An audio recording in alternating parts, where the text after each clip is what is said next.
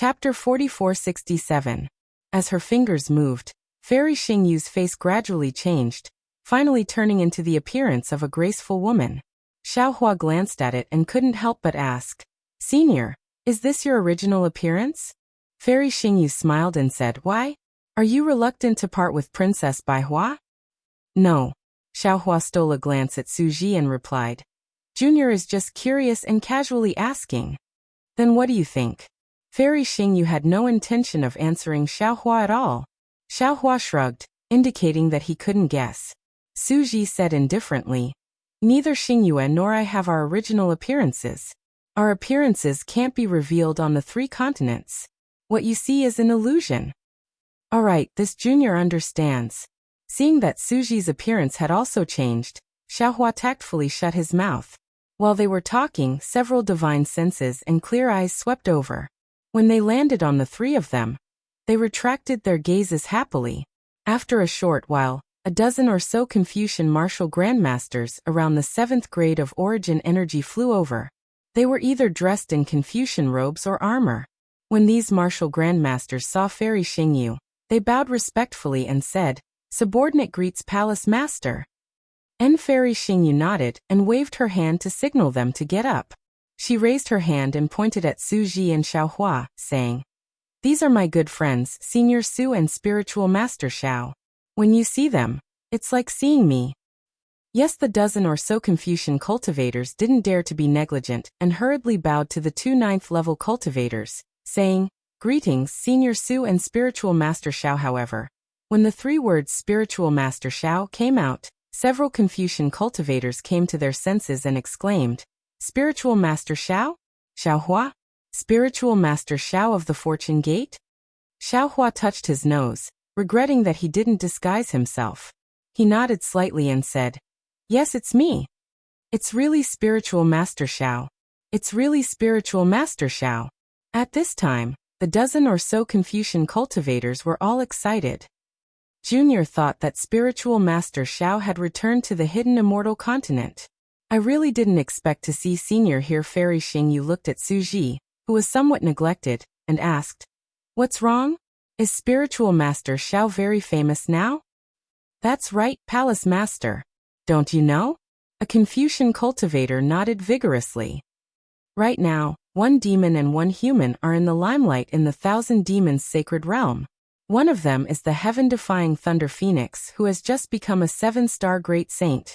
This Great Saint of the demonic race is the first Great Saint of the Great Holy Temple, and he was the one who facilitated the 7 saints to become sworn brothers. Although this Great Saint doesn't have any power of his own within the 1,000 demonic sacred realm, when he entered the Great Holy Temple, he attracted the congratulations of tens of thousands of stars. Who knows how many demonic races have benefited from this?" Another Confucian cultivator continued, "And this person is naturally the Fortune Gate's Taoist Xiao. It is said that Taoist Xiao fought the 3 great saints of the demonic race, the golden-winged great roc, the 5-colored sea god shell, and the flying feather void beast alone in Baiqingyu. He even commanded hundreds of thousands of Fortune Gate's disciples to massacre Baiqingyu, flattening the heaven-concealing ridge and ancient Bell Mountain. If it weren't for the heaven-defying Thunder Phoenix, Taoist Xiao and the 3 great saints of the demonic race would have turned hostility into friendship, and I'm afraid that another great saint of the demonic race would have fallen. It seems, it's not that complicated." Xiaohua rubbed his nose and wanted to explain, but before he could say anything, another Confucian cultivator shouted. Not only that, Taoist Xiao was very angry because his good friend was suppressed in Baiqingyu. When he ordered the Fortune Gate's disciples to return to the hidden immortal continent, they were to kill the demonic race along the way. They must walk a bloody path. And the Fortune Gate's disciples did exactly that, steadily advancing from Baiqingyu to the North Sea and East Sea.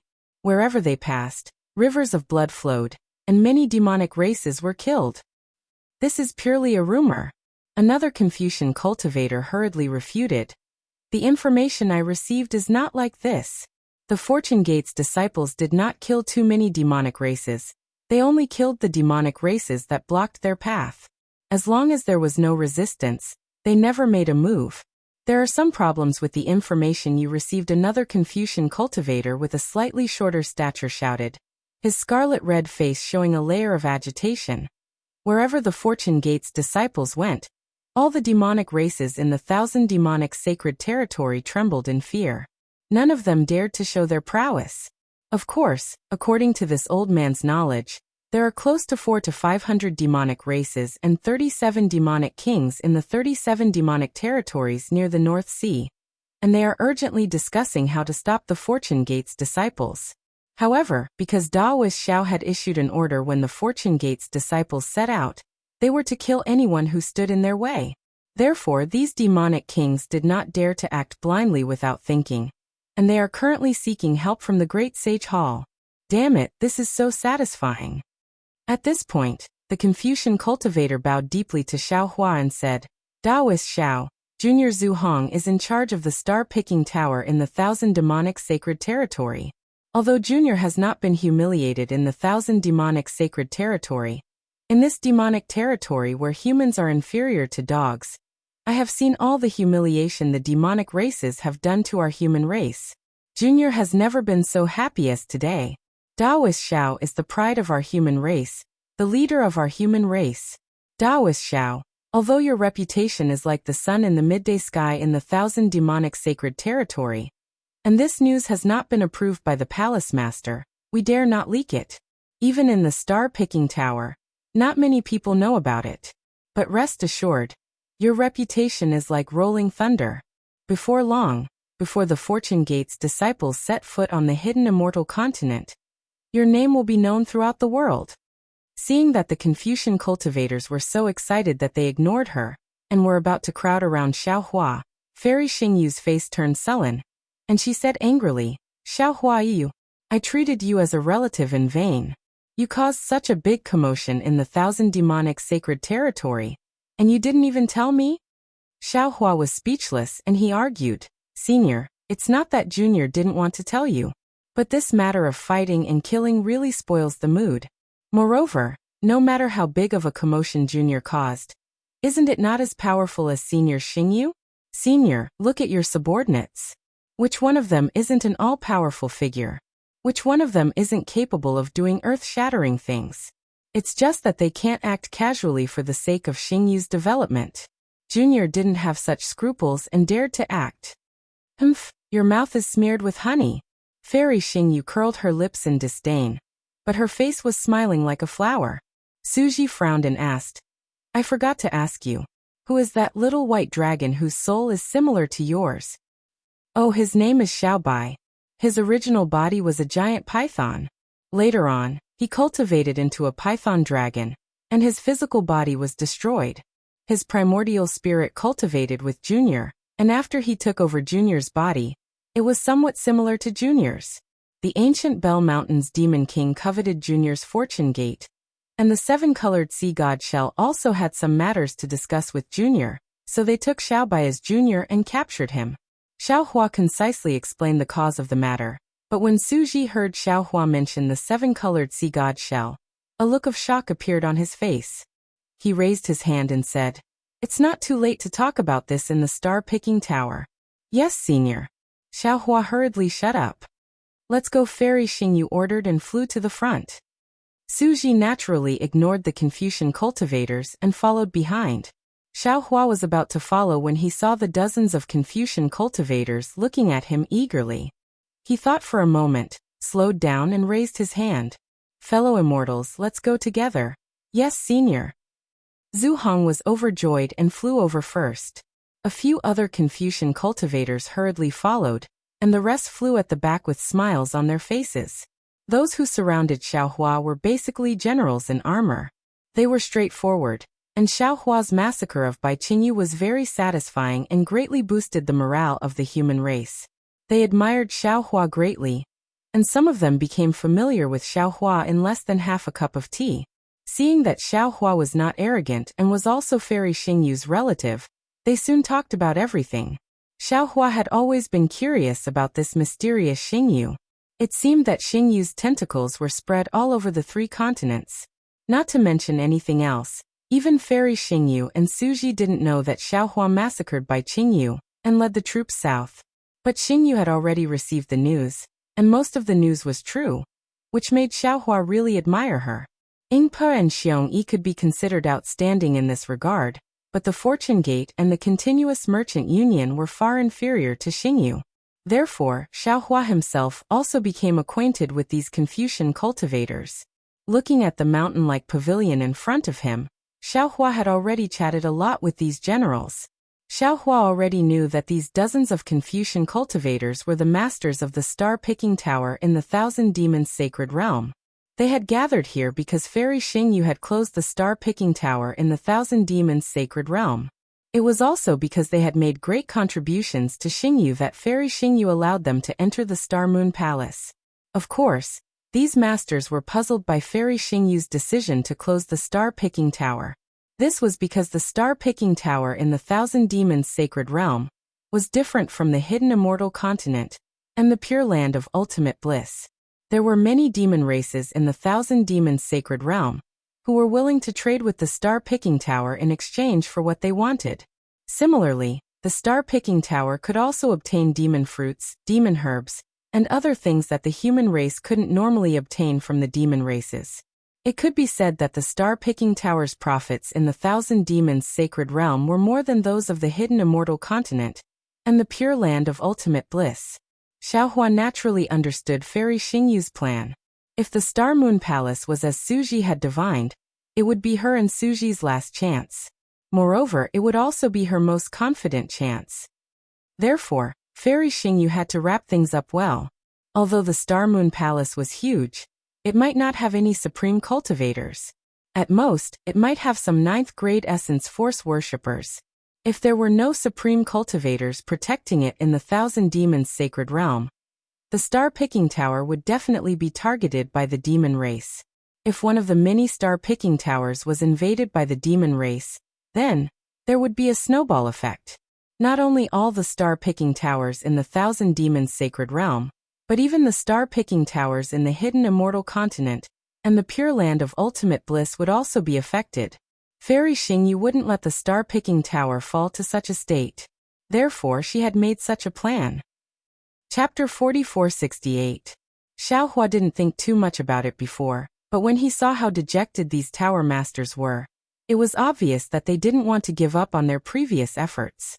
Of course, he couldn't tell these tower masters about Fairy Xingyu's plans, so he asked about the secrets of the 3 continents and the situation of the Dao sections. Xiaohua's questions didn't involve Fairy Xingyu, so these tower masters didn't have any scruples and answered with a smile. In the end, Xiaohua's heart skipped a beat, and he suddenly asked, "By the way, I met a fellow immortal called Zhu Qing in the Bronze Pillar Nation's star-picking tower. Do you know where he is now?" I got it." A slightly powdery Confucian cultivator next to Zhu Hong slapped his forehead and shouted, "I'm Zhu Qing's good friend." Zhu Qing once said that he met an extremely interesting Dao cultivator in the Bronze Pillar Nation, and he admired this cultivator a lot. He said that this cultivator was only at the 3rd or 4th stage of Essence Qi, but he needed a rare benevolent heart and filled the Book of Heroes of our star-picking tower. I really didn't expect that this Dao cultivator was Daoist Master Xiao.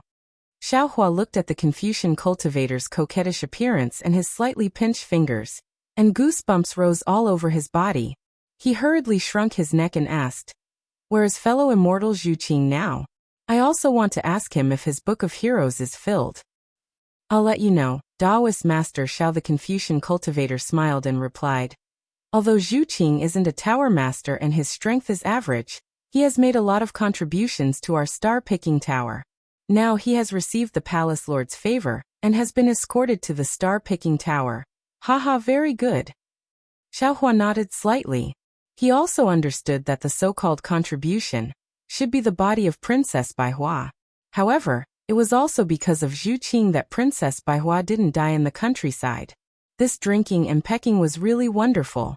While they were talking, the star-picking tower of the Thousand Demons Sacred Realm was already in sight. This star-picking tower was different from the one Xiaohua had seen in the Bronze Pillar Nation. It was in the shape of a tower. This pagoda was different from the ordinary pagodas of the Buddhist sections. It was very fat and large. Just from afar, it looked like a square. The tower-shaped Zhaixing Lu was divided into more than 10 levels. Each level had a different color, and each level was slowly rotating. Because of the different speeds and angles of the rotation, the light and shadow of the entire Zhaixing Lu was constantly changing. Sometimes it was flames, sometimes it was colorful lotuses, sometimes it was flower buds. This light and shadow was really dazzling in the cold red mountain range. Xiaohua, this is Star-Picking Tower's jade pendant fairy Xingyue, who had been flying in front, suddenly raised her hand and a stream of light flew over. She said, "Take this jade pendant and you can freely enter all the pavilions in Star-Picking Tower." Okay, Xiaohua didn't mind and casually took it. The group of Confucian cultivators next to him raised their eyebrows and showed surprise in their eyes. However, this surprise disappeared in a flash, and they didn't even exchange glances with each other. Boom! Just as Fairy Xingyue finished speaking, a layer of fiery starry flame suddenly appeared in front of her and Su Ji. This starry flame completely enveloped the space within a few miles. A wave of air mixed with cold ice immediately emerged from the void. Moreover, amidst the biting cold wind, the power of the stars and moon fell out of thin air. A chilling intent spread all over the place. Hee. Xiaohua, what do you think of my waning moon chilling star array? Fairy Xingyue asked with a smile, ignoring the starry flames that had descended. She turned her head to look at Xiaohua contentedly. Upon hearing this, Xiaohua almost fell from the sky. He had been surprised when he saw the starry flames appear. Logically speaking, it was impossible for Fairy Xingyue to trigger a large array outside his Zhaixing Lu. Now that he heard Fairy Xingyue's words, he understood that Su Ji had praised the capital star array of Black Wind Ridge very much. Xiaohua had replied with a little self-satisfaction, and Fairy Xingyue had remembered it. She was actually showing off here. Elder sister Xiaohua held his forehead with one hand and said, You are the master of Xingyue. How can I compare myself to you? My large array can only resist cultivators of the 4th grade of origin energy, but your large array can resist great demons and demon kings of the 7th or 8th grade of origin energy. This waning star-chilling moon grade array is far from being comparable to my Fortune Gate's capital star array. Fairy Xingyue flicked her sleeve, and a brilliance like the stars gushed out and landed on the starry flames. The starry flames slowly extinguished and disappeared into the void. Then Fairy Xingyue moved her body again. Just as she was about to move, Su Ji, who was beside her, said indifferently, "Although the waning moon chilling star array is sharp, it's much weaker than the capital star array." Fairy Xingyue's body also stagnated and fell a few feet before she flew up again. She turned her frosty face and stared at Su Ji, saying, "Su Ji, will you die if you say something nice?" After saying that, she ignored Su Ji and turned into a ray of starlight, disappearing instantly. Su Ji's expression did not change. He looked at Fairy Xingyue's back and moved his body. However, as soon as he moved, hundreds of meteor phantoms appeared from all directions, sealing off the area within 1,000 feet of Su Ji. Moreover, the space within this 1,000 feet swayed as if it was being blown by the wind. The meteors seemed to be dragging their tails as they struck Su Ji. Boring, Su Ji spat out 2 words indifferently. He raised his right hand and pointed his index finger at the void. Layers of water blue lightning surged out like a fountain, rushing in all directions at an extremely fast speed. Kacha amidst the crackling sounds. All of the meteors were shattered and turned into nothingness. Then, Su Ji's body flew slowly and landed on the top floor of Zhaixing Lu in the distance. Sai Xiaohua shook his head helplessly behind the two of them. He secretly cursed. Damn it, he's an immortal who knows how old he is. Yet he's still involved in these romantic affairs.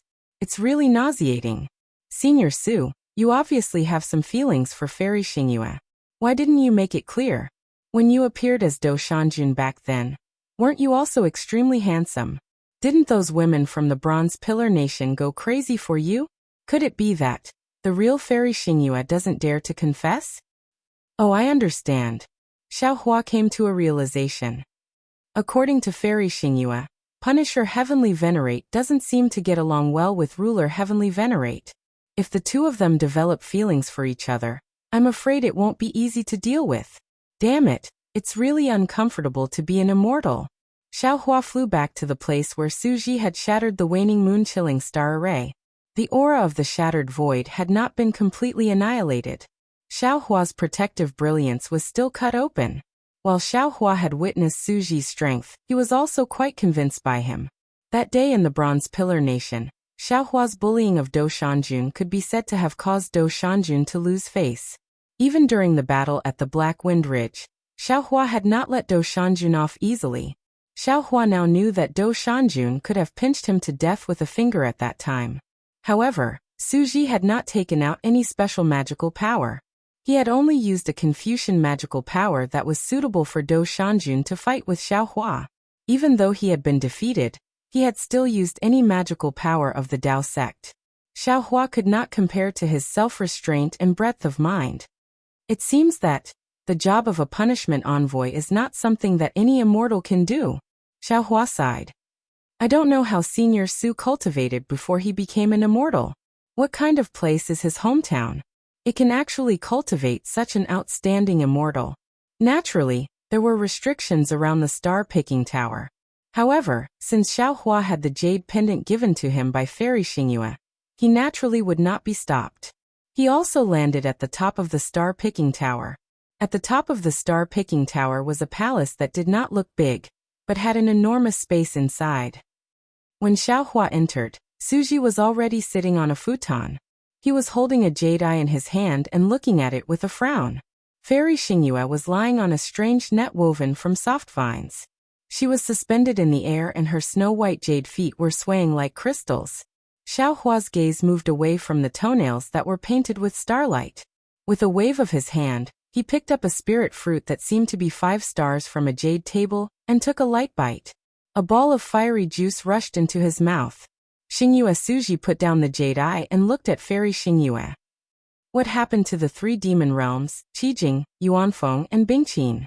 Why didn't any of the demon realms survive? How would I know? Fairy Xingyue replied unhappily. The Great Sage Hall forced me to close the star-picking tower. How would I know? Besides, it's just 3 demon realms. If they die, they die. Maybe it's the work of those heavenly kings in the Elysium world. The problem is that 5 temples in the Western Paradise were also destroyed. Suji asked. And these 5 temples covered a radius of nearly 1,000,000 miles.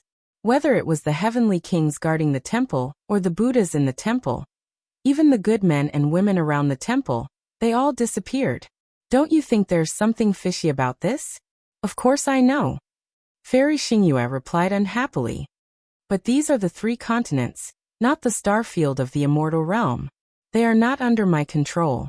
Besides, even if I wanted to, I don't have the time. The Star Moon Palace is about to appear. Returning to the immortal realm is our biggest problem. That's true, Suji nodded. We don't have time. At this point, Suji intentionally or unintentionally looked at Xiaohua and said, but other people have the time. Fairy Xingyue raised her eyebrows and said coldly, Suji, what do you mean? I worked hard to create Xingyue. I don't want to give it to a little money grubber. Xiaohua, even if it's you, don't even think about taking Xingyue. When Suji heard this, he didn't know whether to laugh or cry. Previously, when she saw that Xiaohua had some potential, Fairy Xingyue fought to give Xiaohua some benefits. However, when it came to giving Xiaohua something that belonged to Fairy Xingyue was stingy. He really didn't understand what Fairy Xingyue was thinking. Chapter 4469.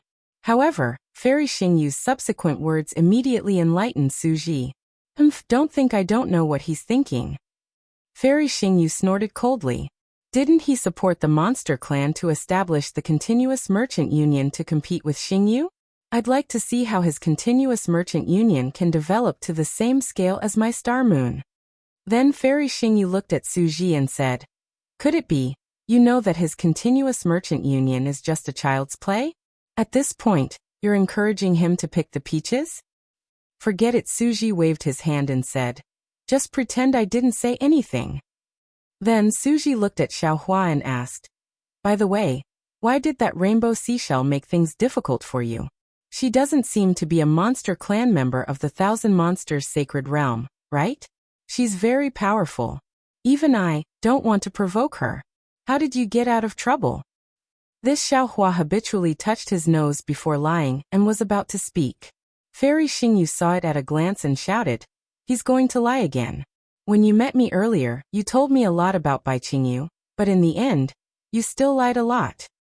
Elder sister, when did I lie to you? Xiaohua had to remove his hand from his nose and said, if I say some things in front of you, wouldn't I be showing off? Besides, there's nothing to say when dealing with a few monster kings. My fortune gate is far inferior to Xingyu's, so I don't dare to say more. Humph, that's more like it. Fairy Xingyu snorted coldly and didn't seem to be angry anymore. She shouted, tell me, how did you get rid of that female seashell? I met her back then. Her seashell was too strong, so I didn't have a good way to get rid of it. Actually, it's nothing. Since Xiaohua had already decided to lie, he had already picked up the brush in his mouth and said with a smile, I have some connections with this rainbow seashell called Bai Xian. Didn't I tell you earlier? Junior wasn't born in the 3 continents, but in the Dawnrain continent? Junior's sect is called Shanghuaming. Then Xiaohua briefly described the battle between him and Bai Xian. He didn't talk about the divine punishment. He talked a lot about the feelings of kinship. In the end, he even embellished the matter between Little White Dragon and Bibo, making Bai Xian look like an old woman looking for a relative. When she found Xiaohua, the disciple of her deceased relative, she was moved by Xiaohua's righteousness and was even more shocked by the love between Bibo and Little White Dragon. She pardoned Xiaohua's crime of killing Bai Qingyu's hundreds of thousands of demons, and even bestowed Bai Qingyu to Xiaohua as a thank-you gift for finding the 7-colored conch. Then she took Little White Dragon and Bibo away and wanted to nurture them well. After Xiaohua finished telling the happy ending, he took a spirit fruit and put it in his mouth. In the end, Bai Xian took the 2 descendants who had a lot to do with her and returned to her cave residence to live a happy life. Is that all? After listening to Xiaohua, who looked at her innocently, Fairy Xingyue was stunned. She asked curiously, You didn't do anything. She let you go? Yes. Xiaohua was also a dead pig that wasn't afraid of boiling water. He nodded and said, I've always convinced people with reason. Besides, I even brought her brother here. What else could she do? Yes, that's true. If it weren't for you, Bai Xian definitely wouldn't have been able to see her brother. Suji didn't know if he really believed it or if he was faking it. He nodded and praised, She should be thanking you. She was the one who caused all of this, so it's a happy ending for all of us to be happy. Xiaohua smiled. He didn't believe that Bai Xian's big 7-colored halo shell world would be known by others. He also didn't believe that Bai Xian would tell others what happened inside. Moreover, Suji and Fairy Xingyue obviously wouldn't have the chance to see Bai Xian again. He wasn't worried about being exposed at all. I don't believe that things will end so simply. Fairy Xingyue shook her head and said, That 7-colored seashell isn't an easy person to get along with. You killed so many demons. How could she let you go so easily? That's impossible. Upon hearing Fairy Xingyue's words, Xiaohua understood. Although Fairy Xingyu was meticulous, she was not from the royal family, and did not know the dangers of the royal family. Therefore, it was impossible for her to consider things from Bai Xian's point of view and think of the reason why Bai Xian had taken action. Therefore, Xiaohua smiled and said, If they continue to fight, both sides will suffer. And Fairy Xingyue, do you think she will care about those juniors who are separated by who knows how many generations? Instead of offending a human clan Mahayana realm expert, it's better to take advantage of the situation and turn a bad thing into a good thing.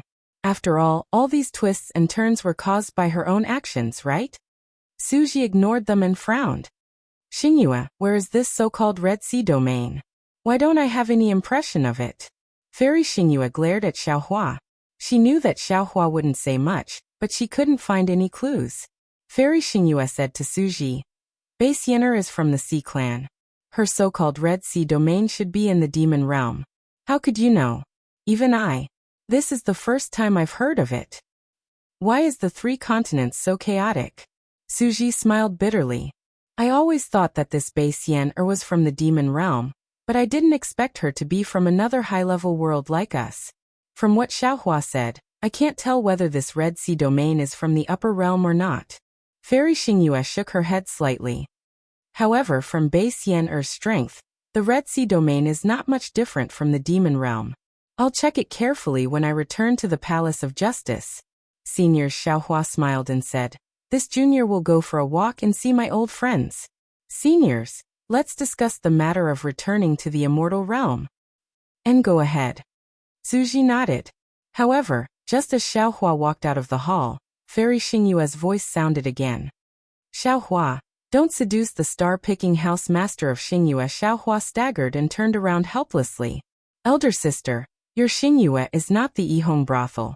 Do you think this junior is interested in seducing them? Hehe. Fairy Xingyue covered her mouth and laughed. She secretly glanced at Suji.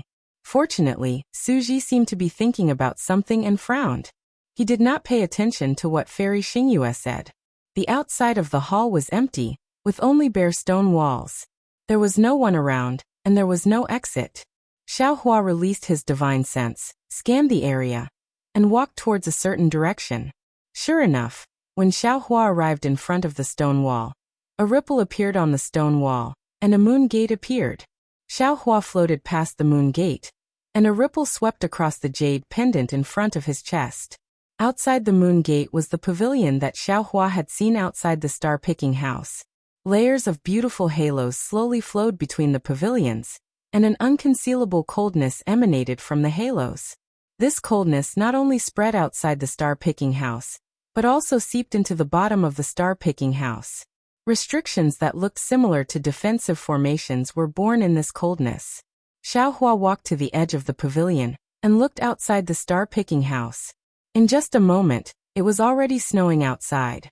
The snowflakes were beautiful, and when the brilliance of the star-picking house fell on them, they reflected a variety of colors. Xiaohua felt a sense of contentment even without the company of a beautiful woman. Of course, this feeling of contentment only lasted for a moment. Xiaohua lifted his gaze and looked towards the horizon covered by dark clouds. He said in a low voice, "Mother, has there ever been snow in Guozhuang?" Naturally, no one answered Xiaohua's whisper. He looked for a moment, and turned his head again. There was a flight of stairs in front of him that led to the next floor. Xiaohua thought for a moment and walked over. However, just as he walked down the stairs, he saw Zhu Qing standing there respectfully, holding something that looked like a book. Fellow Taoist Zhu. Seeing Zhu Qing standing there, Xiaohua hurried over and said with a smile, "It's really been a long time." "Senior, how could Zhu Qing dare to let Xiaohua call him fellow Taoist?" He hurriedly replied, "It's enough for you to call this junior Zhu Qing. This junior doesn't dare to talk to senior as an equal." "Hehe, there's no need to be like this," Xiaohua said with a smile. "We are old friends, and we had a good chat in the Bronze Pillar country. You don't care about this?" Senior is wrong. Etiquette is the foundation of why our human race is stronger than the demon race. If this junior doesn't respect etiquette, law, and etiquette, how is this different from the demon race? I remember that this junior also said at the star-picking house in the Bronze Pillar country that Taoism pursues the heavenly Tao and wants to roam the firmament with their own bodies. Confucian cultivators also pursue the heavenly Tao.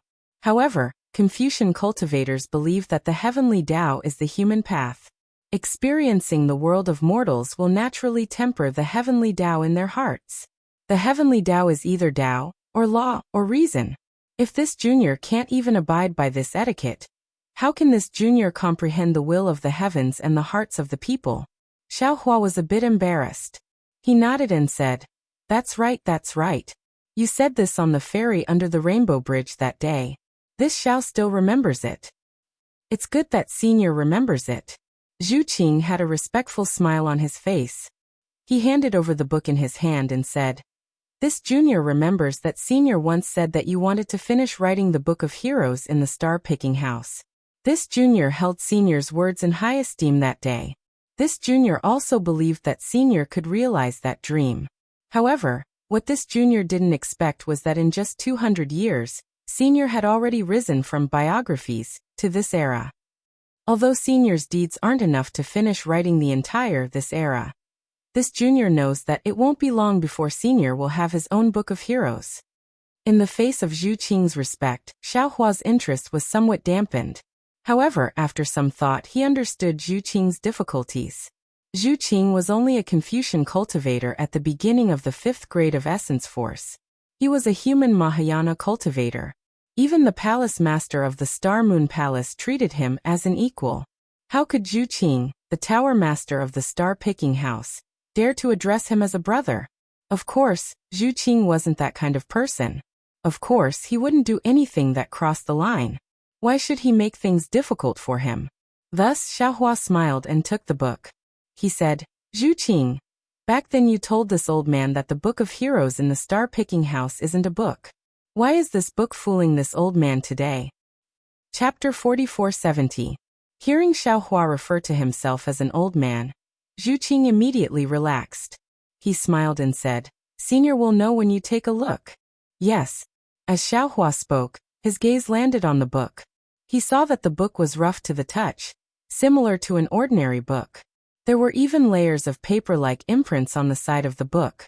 But when he actually flipped it open, Xiaohua discovered that the book was completely made of jade. Senior, use the eye-clearing technique. Minister Zhu immediately reminded as Xiaohua flipped through the book. All right. As Xiaohua spoke, a faint green light appeared in his eyes. Under the light of his clear eyes, the jade began to glow. A book with a golden base and jade words appeared. And on the cover of this book, there were 2 lines of big words, which were respectively, Hero Book Xiaohua's Chronicle. This era? Xiaohua laughed involuntarily. This old man remembers that this record is the emperor's biography. Because the emperor is the highest leader who manages the country's affairs, he wrote a record for them and called it this record. It's precisely because this record shows where the world's origin lies, so that the officials and the people all have a certain degree of discipline in their actions. On the other hand, aristocratic families recorded the affairs of the vassal kingdoms. This was because the vassals established the Chung family, and their descendants were hereditary. Thus, their biographies were called aristocratic families. Biographies recorded all kinds of historical figures other than emperors and dukes. At best, this old man can be considered a biography. How did I become a chronicle? Senior, you don't know. Zhu Qing said respectfully, Zhai Xinglu's Book of Heroes is different from that of ordinary Confucian cultivators. The emperors and generals of the secular world are not included in the Book of Heroes. If their cultivation was profound and they had made great contributions to the hidden immortal continent, they might be listed in the biographies. The epic in the Book of Heroes of Zhai Xinglu is specially prepared for the supreme cultivators of the hidden immortal continent.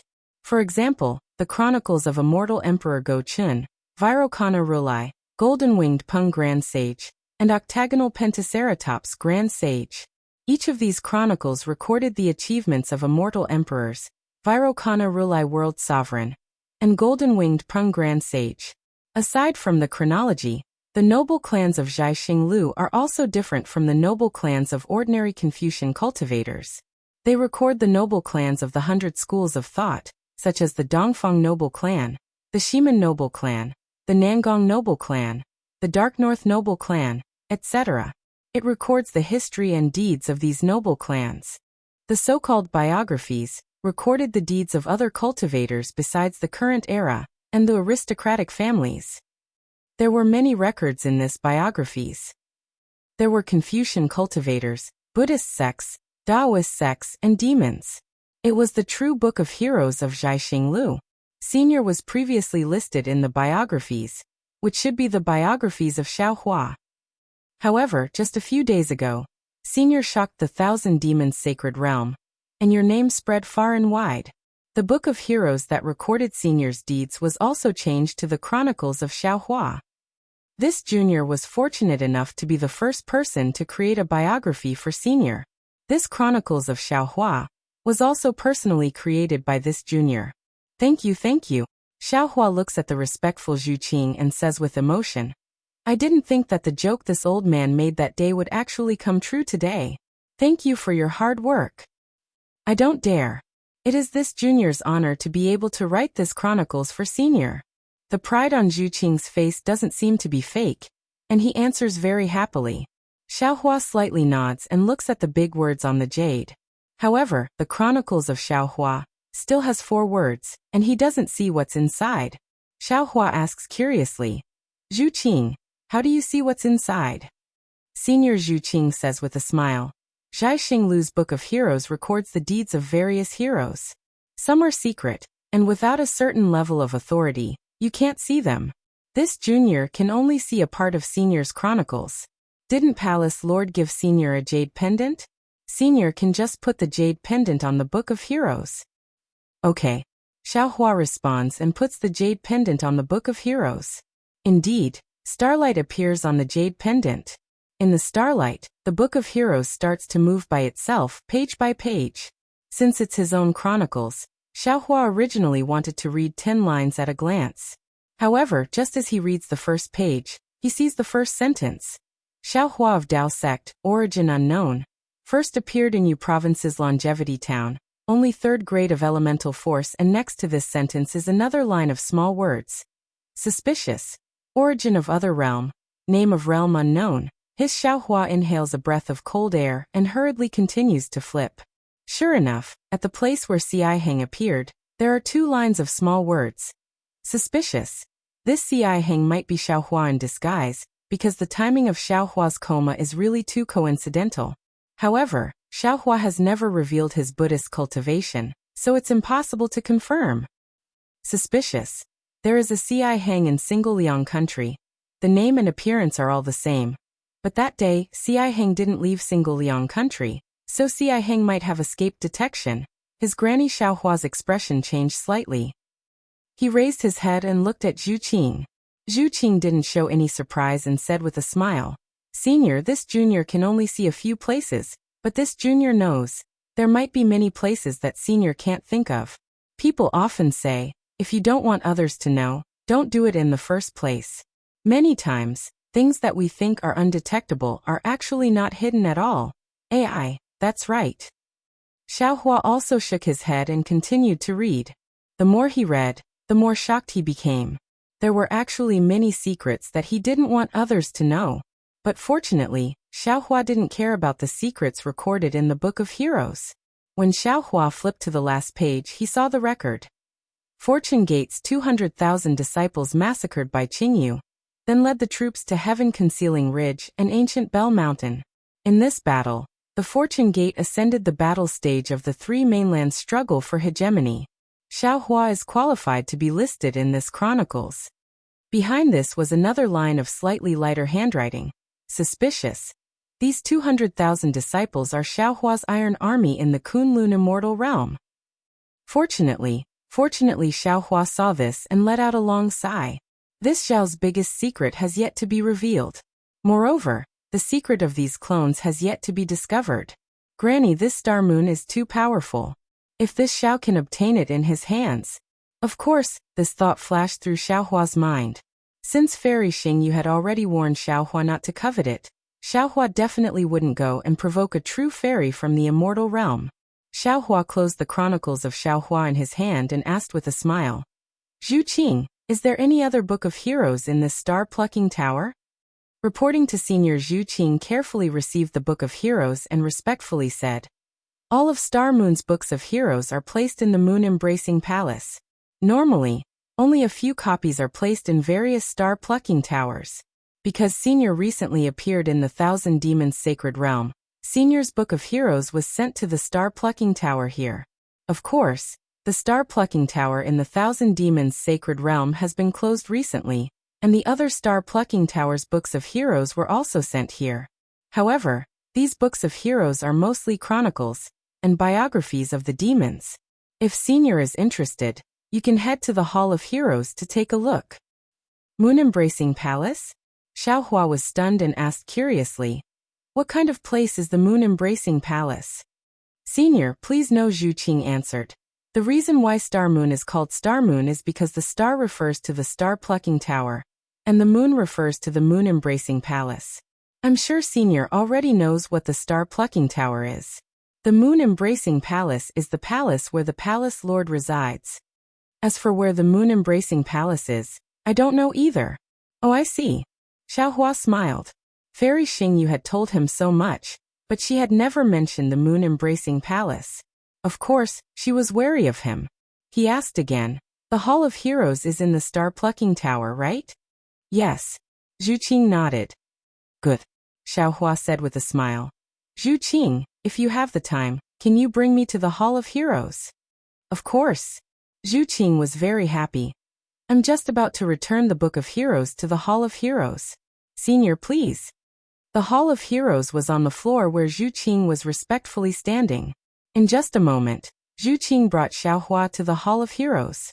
This was an extremely majestic-looking pavilion. Before they even reached the front, a murderous aura mixed with an overwhelming will hit them in the face. A kind of loneliness and desolation of being suddenly on the battlefield involuntarily arose. In the eyes, a bloody light rushed out from the pavilion. Bursts of war drums and the neighing of thousands of horses also surged in the surroundings like a hidden fragrance. Xiaohua had been on the battlefield, so he was no stranger to this murderous aura that came out of nowhere. Zhu Qing shrunk his neck, as if it was somewhat unbearable. Zhu Qing Xiaohua keenly felt the change in Zhu Qing's true qi and said with a smile, "This place doesn't seem to be suitable for you. Give the Book of Heroes to me. I'll help you bring it in." "No need." Zhu Qing shook his head and said, "Returning the Book of Heroes is my duty. I can't let Senior do it for me." As he spoke, true qi surged around Zhu Qing's body. Thumb-sized clouds emerged from the surface of his body, protecting Zhu Qing as he stepped into the door of the pavilion. Clang, the sound of a sword rang out from above the pavilion. A flying sword flew out like a flying immortal from outer space, slashing towards the top of Zhu Qing's head. Xiaohua scanned with his divine sense and immediately sensed Fairy Xing Yu's thoughts from the sword intent. He understood that this was the prohibition of the Hall of Heroes. Sure enough, with a soft boom, a faint starlight rushed out from the top of Zhu Qing's head. The flying sword fell on the starlight and instantly turned into nothingness. Zhu Qing's figure disappeared from the pavilion. Xiaohua had a jade pendant in front of his chest, so of course he wouldn't care about this flying sword. When he stepped into the Hall of Heroes, he couldn't help but be stunned again. However, he saw that the Hall of Heroes was not a library like he had imagined. Instead, it was a space that resembled a starry sky. In the dreamlike night, the figures of the Yao clan adorned the starry sky. Not far from Xiaohua, a lifelike statue of Xiaohua flashed with golden light and stood there with a faint smile. Zhu Qing had placed the Book of Heroes in the hands of this statue. Next to Xiaohua's statue, Feng Wu's demon body statue spread its wings, as if it was about to soar. Under Feng Wu's phoenix claws, there was also a Book of Heroes flashing with golden brilliance. Chapter 4471. Senior. Just as Xiaohua was sizing it up, Zhu Qing put down the Book of Heroes, turned around and said respectfully, "Junior can't stay in the Hall of Heroes for long. Senior can look around as you please. Junior will wait outside the Hall of Heroes." "Zhu Qing, you don't have to wait." Xiaohua waved his hand and smiled. "I don't know when I'll go out, so you should rest early." "I don't dare," Zhu Qing said respectfully. "Senior doesn't know anyone else in the stargazing tower. Junior can't not wait on you." "All right then." Xiaohua understood that even if he didn't agree, Zhu Qing would still wait outside. He nodded and flew to the phoenix parasol statue. Zhu Qing didn't dare to say anything and floated out of the Hall of Heroes. Xiaohua was the only one left in the entire starry sky. Xiaohua picked up the Book of Heroes on the phoenix parasol statue's claws. When he saw the cover, it was titled Heaven-Defying Thunder Phoenix Great Sage. He took a deep breath and opened it. When he saw what was written on it, he couldn't help but laugh. There was only one line written on it. Heaven-Defying Thunder Phoenix Great Sage. Origin unknown. 7 stars Great Sage. When he entered the Great Sage Hall, 10,000 stars greeted him. He guided 10,000 stars into the sun, and bestowed the 1,000 demons with the power of 10,000 stars. He was supported by 10,000 demons, and the line next to it wrote, "Suspected, Phoenix clan descendant, born in the 10,000 demon realm. Not bad, not bad. This is the true heaven-defying Thunder Phoenix." Xiaohua smiled and put the Book of Heroes back on the phoenix parasol statue's claws. He looked around again. Beside the phoenix parasol statue, there were naturally statues of the other 6 saints of the Great Sage Hall. However, these statues didn't have the Book of Heroes. Damn it! So Fairy Xingyu is also afraid of the Great Sage Hall coming to cause trouble. She doesn't dare to put the Great Sage Hall's Book of Heroes here. Xiaohua curled his lips and cursed silently. Since she doesn't dare to put it here, why put these statues here? Xiaohua was naturally most concerned about the secrets of the Great Sage Hall's Great Sage Hall. Without these secrets, Xiaohua had lost interest in the hall. However, he still looked around and casually found some books of heroes to check. There were quite a few heroes albums in the Hall of Heroes. Even though Xiaohua was aimless, he still looked at them for an hour. Seeing that there were more and more trivial matters in the heroes' albums, Xiaohua clapped his hands and prepared to leave. At this moment, he saw a statue of a demonic beast that was even larger than the golden-winged rock. He flew over and raised his hand to take out a palm-sized book of heroes from the mouth of the monster statue. Written on the book were the biographies of Qijing, Yuanfeng, Bingqin, and Qihua. Xiaohua understood that this was a compilation of the biographies of several demonic beast experts. When he opened the biographies and skimmed through them, he couldn't help but frown when he reached the end. At the end it said, Qijing, Yuanfeng, and Bingqin, the three demonic realms, all the demonic beasts were killed overnight. Qijing became an abyss, Yuanfeng became a wasteland, and Bingqin became a barren ridge. There were no bloodstains, no corpses, and no traces. Everything turned into nothingness. The biographies of Qijing, Yuanfeng, and Bingqin came to an end. Of course, there was a small line of words next to the end. His Xiaohua took a deep breath and thought of what Fairy Xingyu and Suji had said when he left the top floor of Zhaixing Lu. He hurriedly looked in another direction, where the heroes' album of the Buddhist sect was recorded. However, the Buddhist sect was different from the 1,000 demonic sacred realm. They were temples of different styles. Xiaohua couldn't find the 5 temples that Fairy Xingyu didn't mention.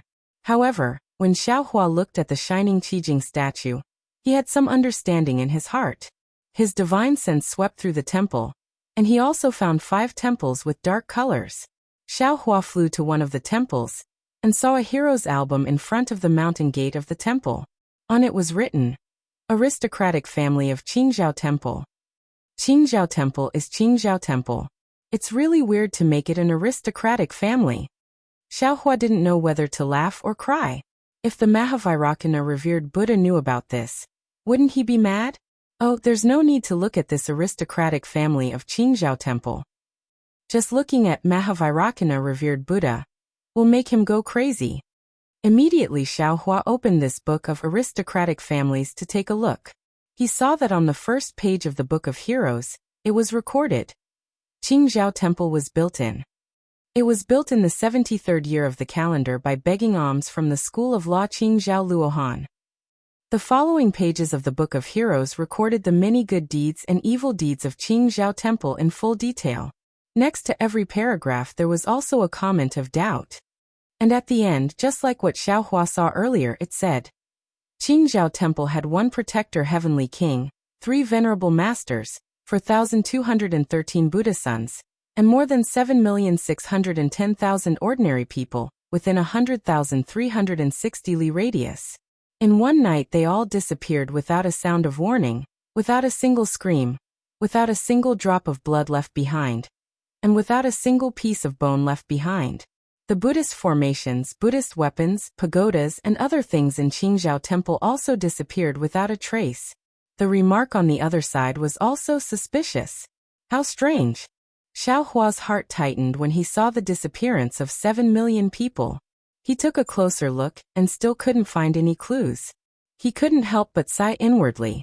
Then, Xiaohua looked at the records of the other 4 temples. They were more or less the same as Qingzhou Temple. He couldn't find any clues at all. Xiaohua placed the hero's album he had read in front of the mountain gate. He had a slight understanding in his heart. He pondered and said, I'm thinking too much. There are countless humans and demons in this world. Countless things happen at every moment. Who knows how much karma is involved in these things? If I want to understand all these things in karma, even if I have the exquisite 7 orifices heart, I won't be able to do it. Just like when I went to Baiqingyu. I first met that great demon on the snowy mountain. If I'm not wrong, that great demon is related to Baiqingyu's demon king Baiqing. I learned from that great demon that Baiqingyu covets me. Then I went to the Southern Sea Dragon Palace and learned from the dragon kings of the 4 seas that the little white dragon might be suppressed. Then I met Shui Mingzi and the others. Only then did I know Bai Qingyu's exact location, and why they wanted to save me, as well as their respective plans. Of course, at the same time Zhai Xingzi, Xiong Yi, Ying Pe, and the others were also preparing to save me. Bai Qingyu, Gu Zhongshan, and Canopy Ridge were also scheming against me. Everything was happening, and I was only trapped in a corner. I didn't know about the schemes and sacrifices. Only when I went to Bai Qingyu and saw Qingbu's banquet did I understand the whole story. However, the whole story was still a show. Only when Bai Xian made a move did I see the real mastermind behind the scenes. And the mastermind's motive is bitter and pitiful. That's right, Jiuxia is right. Everything in the world that is complicated and enigmatic is indeed a beautiful scenery, but this scenery is nothing but nothingness. Only the source and the truth behind the complicated and enigmatic things are eternal beauty. Xiaohua instantly thought of that world-toppling beauty again. That face was truly refined. It was the first time Xiaohua had seen such a face in his life. Unless I can break away from these karma and jump out of the 5 elements, I'll be able to see the truth of the world. Xiaohua instantly had another realization. Cryptic waves flashed around his body. He was delighted and didn't dare to be negligent. He hurriedly sat cross-legged in the Hall of Heroes. That cryptic wave emitted from his body and landed on every book of heroes. Every time it passed by a book of heroes, thousands of inscriptions would fly out from the book of heroes and swarm into the wave. Furthermore, every inscription would turn into a stroke and disappear.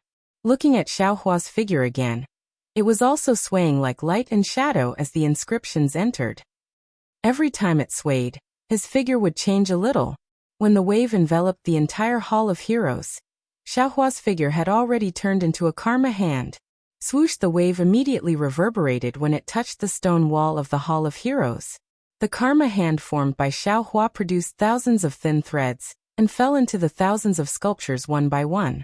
The strokes that had previously fallen into the wave turned into a trickle, and flowed into the karma hand along with the karma threads.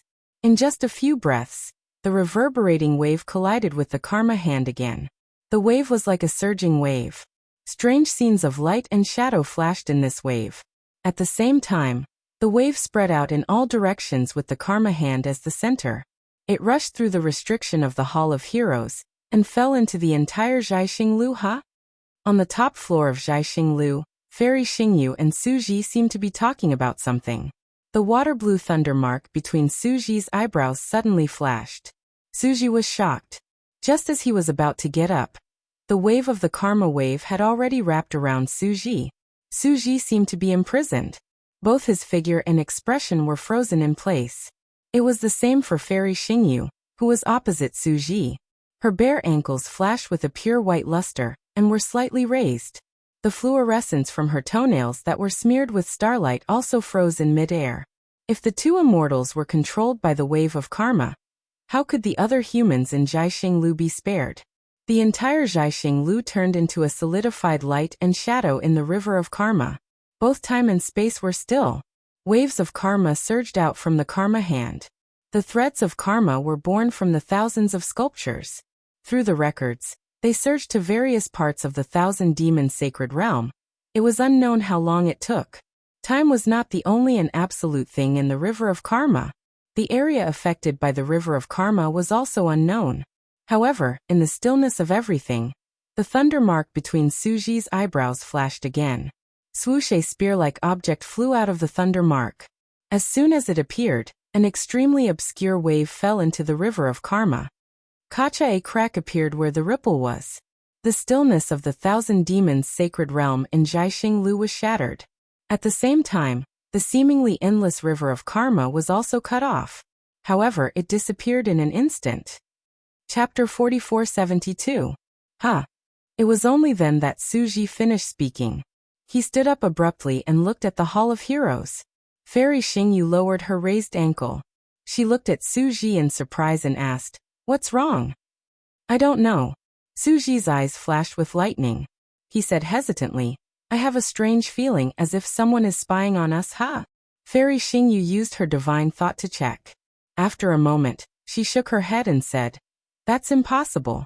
Is there anyone in this world who can escape the detection of our divine ability?"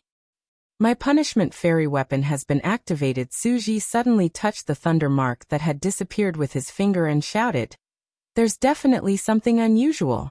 Otherwise, I would have known when the punishment fairy weapon was activated. Moreover, what on the 3 continents is worth the punishment fairy weapon activating itself?" Suji pointed in the direction of the Hall of Heroes and asked, "That place is in that direction?" "There." Fairy Xingyu was puzzled. "Below is the Hall of Heroes. Below that is the Hall of Heroes. Below that is the auction hall." Suji's figure swayed.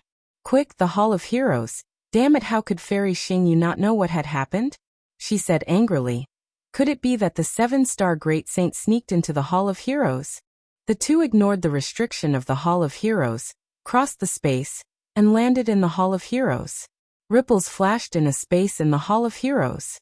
Amidst the lightning and starlight, Fairy Xingyu and Suji appeared. When the two of them saw everything in the Hall of Heroes, they were surprised again. Fairy Xingyu shouted, "Xiaohua? Why are you in the Hall of Heroes?" "Huh?" At this time, Xiaohua had just placed the hero book of the last temple in front of the statue's mountain gate, and was about to turn around and leave. Hearing Fairy Xingyu's exclamation, Xiaohua was stunned. He turned around and asked curiously, "Seniors, why did you suddenly appear? Is there something important?" "Are you the only one in the Hall of Heroes?" Suji asked hurriedly. Xiaohua nodded and said, "Yes, it's me. Previously this junior." Xiaohua was about to explain, but Suji wasn't interested in listening at all. His gaze swept across the entire Hall of Heroes like lightning, and his figure once again flashed with lightning and disappeared. It's fine, it's fine." When Fairy Xingyu saw Suji heading to the assembly hall, she waved her hand at Xiaohua and said, "Do whatever you want." After saying that, Fairy Xingyu also disappeared. "I'm fine with anything." Xiaohua helplessly scratched his head and thought to himself, although there are many Book of Heroes in this Hall of Heroes, it is still limited. The hand of cause and effect that I have comprehended has only been comprehended once in all the Book of Heroes. If you don't mind, then tell the Xiao where the moon embracing palace is. Xiaohua finished thinking. Just as he was about to take a step forward, he was startled again. "Oh, not good. I just realized, did I disturb the 2 immortals? It seemed like a long time had passed. If not 100 years, then at least 1,000 years, right?" Xiaohua hurriedly came out from the Hall of Heroes. Sure enough, Minister Zhu was still standing respectfully in the distance. Xiaohua hurriedly asked, "Minister Zhu, how long have I been inside the Hall of Heroes?" "How long?" Minister Zhu didn't quite understand, but he still answered honestly, "Senior, you have been in the Hall of Heroes for the time it takes to burn an incense stick." "Oh, that's good." Xiaohua felt relieved. Just as he was about to speak, Minister Zhu said again, "Senior, if you have the time, can you?" Without waiting for Minister Zhu to finish speaking, his figure paused. It was obvious that he was listening attentively. After a few breaths, Minister Zhu respectfully saluted somewhere and said, "This subordinate understands." Then Minister Zhu saluted Xiaohua again and said, "Senior, there are some urgent matters at Jiaxing Lu. This junior can't accompany you. Senior can go to the top floor to rest or walk around as you wish. After this junior is done, I will come to find you." "All right, you can go now." Xiaohua was originally excited to chat with Minister Zhu, but seeing Minister Zhu's unusually respectful manner, he was already a little tired. Seeing that he had something to do, he waved his hand and let him go. "This junior will take his leave." Minister Zhu still saluted very politely and quickly left. Alas, etiquette is naturally necessary. But if you take etiquette too seriously, then it's meaningless. This Xiao originally wanted to have a good chat with you. Why is this Xiao still interested now? Xiaohua looked at Minister Zhu's back and understood in his heart that he had only met Minister Zhu once. He wasn't even as familiar as Princess Baihua. It was normal for him to be respectful to him. What happened at Jiaxing Lu? Xiaohua, the main culprit, didn't have the slightest awareness. He smacked his lips and said, "With 2 immortals here, who dares to be rash? This Xiao had better walk around casually. Perhaps I can find some cheap things?" After walking a few steps, Xiaohua stopped again and laughed even more involuntarily. Damn it, with this Xiao's realm. Where can I go to pick up cheap things? Even if there are cheap things, this Xiao would be embarrassed to reach out with my cultivation. As he spoke, Xiaohua's body fluctuated, and his Mahayana cultivation realm slowly fell. It only stabilized when it fell to the upper fourth level of origin power. Xiaohua sized it up and nodded, saying, "This realm is suitable for this Xiao after 200 years. Anyway, even Fairy Xingyu and Suji didn't know what happened to Bai Qingyu. Those human cultivators of Zhai Xinglu probably only cared about entering Star Moon Palace, and wouldn't know about Bai Qingyu's matter like those tower lords of Zhai Xinglu, right? Otherwise, this Xiao will have to change his appearance." Xiaohua finished his preparations and raised his head to look in the direction that Zhu Qing had left. There was a flight of stairs there. Xiaohua walked over and walked down the stairs. There was no movement on the next few floors. Clearly, these were the pavilions that Zhai Xinglu used for their own purposes. Xiaohua wasn't in a hurry, he just walked down the stairs. After half a cup of tea's time, he saw a faint restriction fluctuation, and a burst of noisy aura came from below the pavilion. Xiaohua smiled as if he saw a large pile of good quality spirit grasses appear in front of him. However, just as he turned around the stairs and saw the situation in front of him, Xiaohua was a little disappointed. This was a huge hall that was thousands of feet wide, and there were many cultivators clustered inside. These cultivators were either Confucian cultivators or Taoist cultivators. There were even some bald monks. In a large corner of the hall, there were actually more than 10 demons sitting together. However, there were no spiritual herbs and the like that Xiaohua was hoping to see. Oh, looks like these cultivators and the Yao clan should be the candidates to head to the Star Moon Palace. Xiaohua looked at the cultivators with varying levels of strength and understood. Then he didn't plan to stop and continued walking down. However, at this moment, a slightly excited voice called out, "Xiao. Senior Xiao?" Xiaohua was taken aback. He raised his head and looked over, only to see that not far away from him, there were a dozen or so scholars in scholarly attire. These scholars were either holding folding fans in their hands, or holding wine cups in their hands. They were talking loudly and giving pointers. A Confucian cultivator with a slightly aged face was looking at him. That Confucian cultivator's pair of thick and long eyebrows were very eye-catching. "Mr. Mo Jianli?" Xiaohua looked at this unfamiliar face and immediately remembered. Wasn't this the Confucian cultivator Mo Jianli that he met in Longevity Town in Country Shi? That day, he and Mo Jianli had fought against the water monsters of Liao River and had a fierce battle with Jiang Sheng of Dongtian River. He didn't expect to meet him in Thousand Demons' sacred territories star-picking tower hundreds of years later. "Yes, it's me." Seeing that Xiaohua recognized him, Mo Jianli hurriedly got up and walked quickly to Xiaohua. He bowed and said, "It's been many years since we parted in Longevity Town. I really didn't expect to meet you in Thousand Demons' sacred territories star-picking tower." Mo Jianli was one of the first Confucian cultivators that Xiaohua met after coming to Hidden Immortal Mainland. This Mo Jianli cultivated the noble spirit river, and used the righteous qi of heaven and earth to temper his heart. His character and temper were very much to Xiaohua's liking. It was a pity that after Xiaohua left Longevity Town, he didn't have the time to go to Country Shi. Although Mo Jianli had sent Xiaohua a jade-eye message, Xiaohua didn't have the time to go to Chongyan sect to visit Mo Jianli. Xiaohua's surprise was the same as Mo Jianli's. He hurriedly helped Mo Jianli up and asked curiously, "Mr. Mo, why are you at Star Picking Tower?" "Oh, I understand. You're also qualified to go to Star Moon Palace. Congratulations." Entering the Star Moon Palace was originally a joyous occasion. Xiaohua did not even think before he opened his mouth to congratulate Mo Jianli. However, when these words reached Mo Jianli's ears, a layer of red actually appeared on his face, as if he was very ashamed. Seeing this, Xiaohua was a little confused. Mo Jianli's eyes flickered. He followed Xiaohua's tone and asked, "Could it be that you're also going to Star Moon Palace?" "Yes, of course I'm going to Star Moon Palace. My purpose is the same as yours." Xiaohua didn't hide it and said casually, "Mr. Mo, you and I are old friends. We've even experienced life and death together. There's no need to call me senior. Call me Xiaohua or fellow immortal. This isn't too appropriate." At first, Mo Jianli called Xiaohua fellow immortal. However, after Xiaohua's battle with Jiang Sheng, Mo Jianli felt that Xiaohua's strength surpassed his, and that he was a hidden expert. Therefore, when he sent Xiaohua off, he called him senior instead. Now it had been close to 300 years. Mo Jianli had already cultivated from a scholar, who cultivated energy into qi, to a scholar, who cultivated qi into spirit.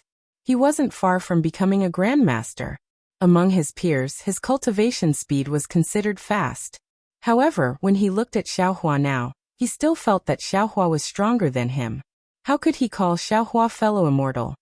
There's nothing inappropriate. Xiaohua smiled and said, "Why don't I turn around and leave?" Haha, then we'll do as you say. Mo Jianli had always been carefree. When he heard Xiaohua's words, he smiled and said, Come. Fellow immortal Xiao, let me introduce you to a few old friends." Chapter 4473. As he spoke, Mo Jianli's face was filled with excitement. He pulled Xiaohua's sleeve and walked to the group of Confucian scholars where he was before. He shouted in a slightly loud voice, "Fellow immortals, let me introduce you. These are the Taoist friends I made in the immortal town 300 years ago. His name is Xiaohua. He is a cultivator who cares about the people. We fought against the water tribe of Liao River together." I remember now. Brother Mo, this is the Taoist cultivator with boundless strength that you were talking about. A martial cultivator with a slightly burly figure suddenly came to a realization.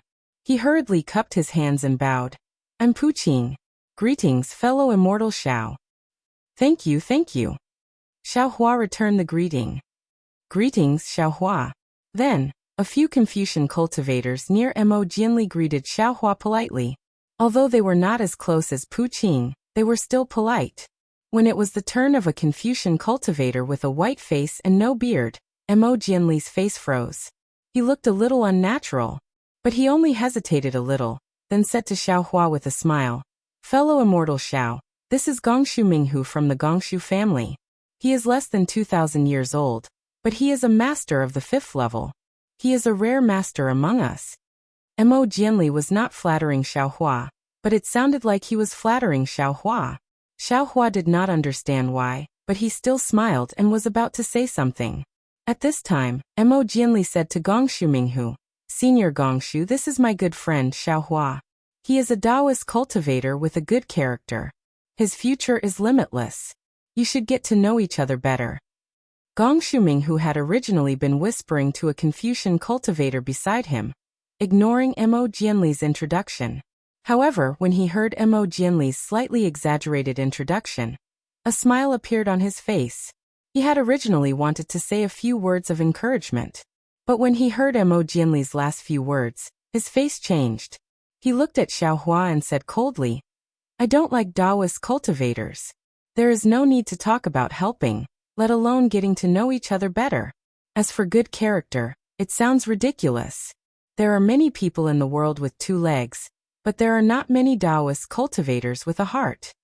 Mo Jianli's face turned pale as he gritted his teeth. Gongshu Minghu didn't care about Mo Jianli's expression. He turned his eyes from Xiaohua to Mo Jianli and said seriously, "Mo Yan, you have to remember what happened to the Chongyan sect. Remember why you lost your home. Your Chongyan sect was doing well in the country of Xi. Why was it destroyed? Why were you expelled from the Chongyan sect? Wasn't it because of the Buddhist sect and the Taoist sect? You are already a literary master. Why don't you learn from your mistakes?" From Xiaohua's point of view, this Gongshu Minghu definitely deserved to be taught a lesson. But from Mo Jianli's point of view, although Gongshu Minghu did not give him any face, he was still a Confucian senior after all. These words might sound unpleasant, but they were still the teachings of a senior.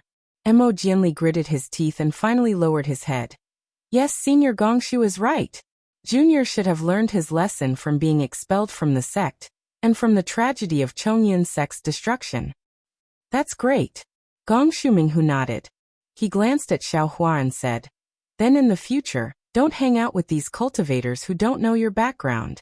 They will ruin your reputation and bring shame to us Confucian cultivators." Xiaohua didn't care about Gongshu Minghu's words. In his eyes, Gongshu Minghu was even less than an ant. He just frowned and looked at Mo Jianli, thinking about what Gong Shuminghu just said. Then, Mo Jianli slightly raised his head, looked at Gong Shuminghu and said word by word, "Senior cares about Junior. Junior naturally has to thank Senior. However, Junior has the right to make friends with whoever he wants. Even if Junior's reputation is ruined, it is Junior's own business. Nobody can interfere. Besides, Junior doesn't think it is shameful to make friends with a Taoist cultivator, who put his own life on the line and fought with the Water Tribe just to save the ordinary people of the Longevity Town. Junior also doesn't think Junior's actions will bring shame to Confucian cultivators. Junior is just a poor cultivator. I am far from Senior's arrogant identity and prominent position. Junior's actions can't be so good. Humph, the child can't be taught." Gong Shuminghu saw Mo Jianli ridiculing him. He sneered, flicked his sleeve and scolded, "Rottenwood can't be carved." With Gong Shuminghu's assertion, the few Confucian cultivators who were close to Mo Jianli before couldn't help but move away. Although Gong Shuminghu didn't leave, the dozen or so Confucian cultivators had already excluded Mo Jianli.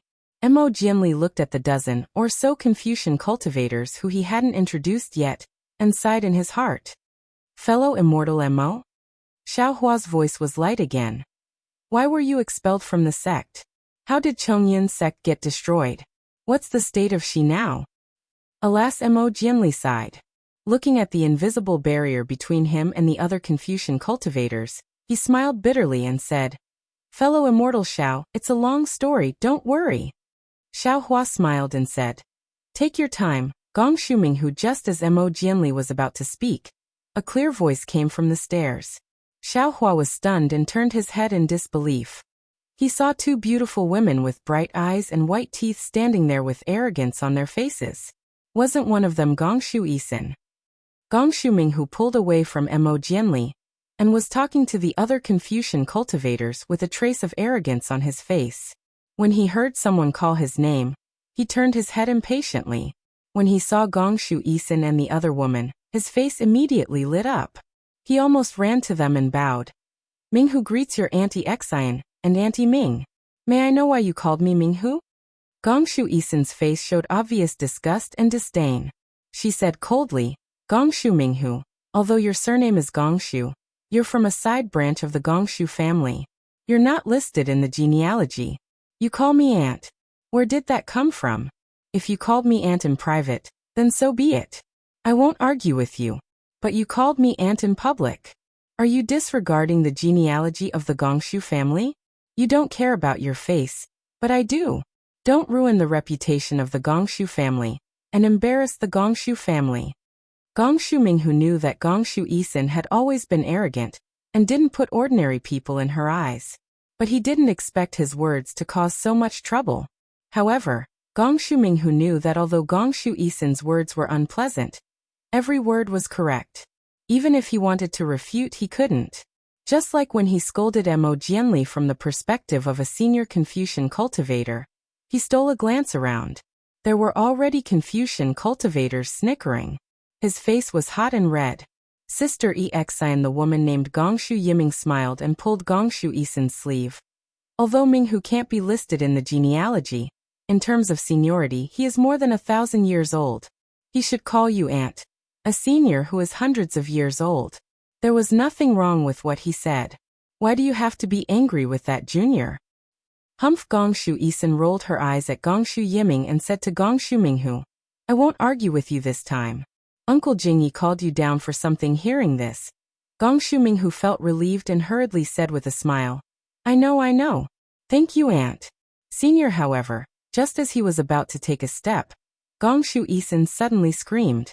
She looked behind her and cried out in surprise, "Ah, you." Gong Shuminghu was shocked. He looked at Gong Shu Yisin, who suddenly lost her composure and didn't know what happened. Looking at Gong Shu Xian's eyes again, she stared at Gong Shuminghu's back. After a few breaths, her face flushed red. She seemed to be suppressing her inner excitement. She hurriedly said, "Jinren Xiaoyu, why are you here? Why didn't I see you enter Star Picking Tower?" Xiao. Jinren Xiao? Xiao. Senior? Although Gong Shuminghu didn't turn around and didn't know if Xiao Hua was the senior Gong Shu Yisin was talking about, But he was stunned because he knew that behind him were Mo Jianli and the others. Among the dozen or so Confucian cultivators, there was no one with the surname Xiao. And the special one, Zhenren Xiao. Wasn't that the title of a Taoist cultivator? Sure enough, Xiaohua's voice sounded faintly. So it's Miss Yisan. I haven't seen you for hundreds of years. How have you been? I'm naturally well. Gongshu Yisan's arrogance had long disappeared. Facing this Xiaohua who was only 600 years old, but his Taoist cultivation and formation skills were far higher than her. She really didn't have the right to be proud. And the question of whether he was only 400 years old also gave birth to a knot in her heart in these 200 years. How have you been? Gongshu Yisan was like a little girl, foolishly asking back. But in an instant, she realized it was inappropriate. While blushing, she hurriedly turned around and grabbed Gongshu Yisan, cheerfully saying, Sister Yisan, this is my Chong. When she said the word Chong, Gongshu Yisan's voice instantly lowered a lot. This is the formation master I told you about, a Taoist expert. If it wasn't for him, I wouldn't have been able to step into the upper 5th level in 200 years. Oh, sister, don't look down on him because he's only at the upper 4th level. He's the best at deceiving people. That year, Sister Gusu was at the middle 5th level, but she admitted that she wasn't his match. Oh right, I forgot again. He's also a lightning cultivator expert. You can compare notes with him on the 5 Qi Righteous Thunder. Chapter 4474. Gongshu Yixian, who was a little shy at first, was in high spirits at the end. She couldn't help but laugh, as if the toy she had hidden for a long time was finally seen by others. Boom! Gongshu Minghu's head seemed to be hit by a hammer. His face was pale, and he didn't know what to say or do. Junior Gongshu Yiming greets Taoist Xiao. Seeing Gongshu Yixian praise Xiaohua so much, although Gongshu Yiming was puzzled, he didn't dare to neglect and respectfully saluted. Get up. Xiaohua lightly waved his hand and said, Xiaohua and Yixian are old friends, you don't need to be polite. Many thanks, Taoist Xiao. Gongshu Yiming saw Xiaohua's bearing, and his suspicions were mostly gone. The atmosphere in the hall was a little strange. After all, many people saw Gongshu Minghu humiliate Mo Jianli, and at this time, these two girls from the Gongshu family, who were called aunts by Gongshu Minghu, actually called Xiaohua Senior. This really stepped on Gongshu Minghu's face to the ground. Taoist Xiao suddenly, Gongshu Yiming seemed to think of something and respectfully said, My Gongshu family's granduncle Jingyi is downstairs. Would Taoist like to see him? This Xiaohua hesitated and replied, Xiaohua and the Gongshu family aren't familiar with the others, it's not appropriate. Don't worry. Hearing Xiaohua say he wasn't familiar with the others, Gongshu Yisan hurriedly called out, Taoist Xiao, my family's granduncle Jingyi is also proficient in some Taoist techniques. He's already a 7th level Taoist master, only one step away from becoming a sage of literature. If Taoist Xiao listens to granduncle Jingyi's advice, perhaps your cultivation will improve even further. Xiaohua looked around at the expressions of the Confucian cultivators. He knew that after Gongshu Yixian and the others left, these Confucian cultivators would gather again, so he nodded and said, In that case, Miss Yixian, please lead the way. Good. Taoist Xiao, please. Gongshu Yixian and Gongshu Yiming looked at each other, eyes filled with joy, and quickly walked up the stairs. Xiaohua turned to look at Mo Jianli and smiled. Taoist Mo, come with me, I have something to ask you. This, good. Mo Jianli was even more confused when he heard that Xiaohua's cultivation was even stronger than a 5th grade origin energy. However, he didn't dare to delay and hurriedly followed after. On the other hand, Gongshu Yixian had come to find Gongshu Minghu. Now he was left here. Gongshu Yixian and Gongshu Yiming had forgotten about him before they left. Gongshu Minghu hesitated for a moment. Although he looked embarrassed, he still hurriedly followed Mo Jianli out of the hall. Gongshu Jingye was already waiting for him downstairs. He did not dare to be negligent. Several people had just disappeared when the entire hall was once again filled with discussions. Although he didn't know what they were talking about before, their only topic now was probably Xiaohua, Taoist Xiao. Xiaohua followed Gongshu Yixian and Gongshu Yiming to the stairs. Gongshu Yixian and Gongshu Yiming walked in front, whispering something. Occasionally, they would sneak a glance at Xiaohua, then pursed their lips and chuckled, looking very excited. Xiaohua looked on helplessly. He was embarrassed to eavesdrop. However, he and Gongshu Exian had only talked about Song Langzi's cave residence. Presumably, the two were talking about the thrill at that time. Xiaohua nodded politely to the two, and also whispered to Mo Jianli about the state of Xi. As for Gongshu Minghu, he followed behind the four from afar, like a tail. The Gongshu family's floor was not close to here. There was no flying restriction in Star Picking Tower. However, in order to show respect, everyone did not fly unless there was an urgent matter. Gongshu Exian and the others walked down the stairs. After about the time it took to brew a cup of tea, they passed several floors of pavilions and walked out of the stairs. Along the way, there were many family disciples going up and down the stairs. Many people greeted Gongshu Exian. Clearly, Gongshu Exian's reputation was very well known among the family. Many family disciples almost ignored Xiaohua and Mo Jianli. Xiaohua naturally did not have time to look at their faces. He frowned as he listened to Mo Jianli's story.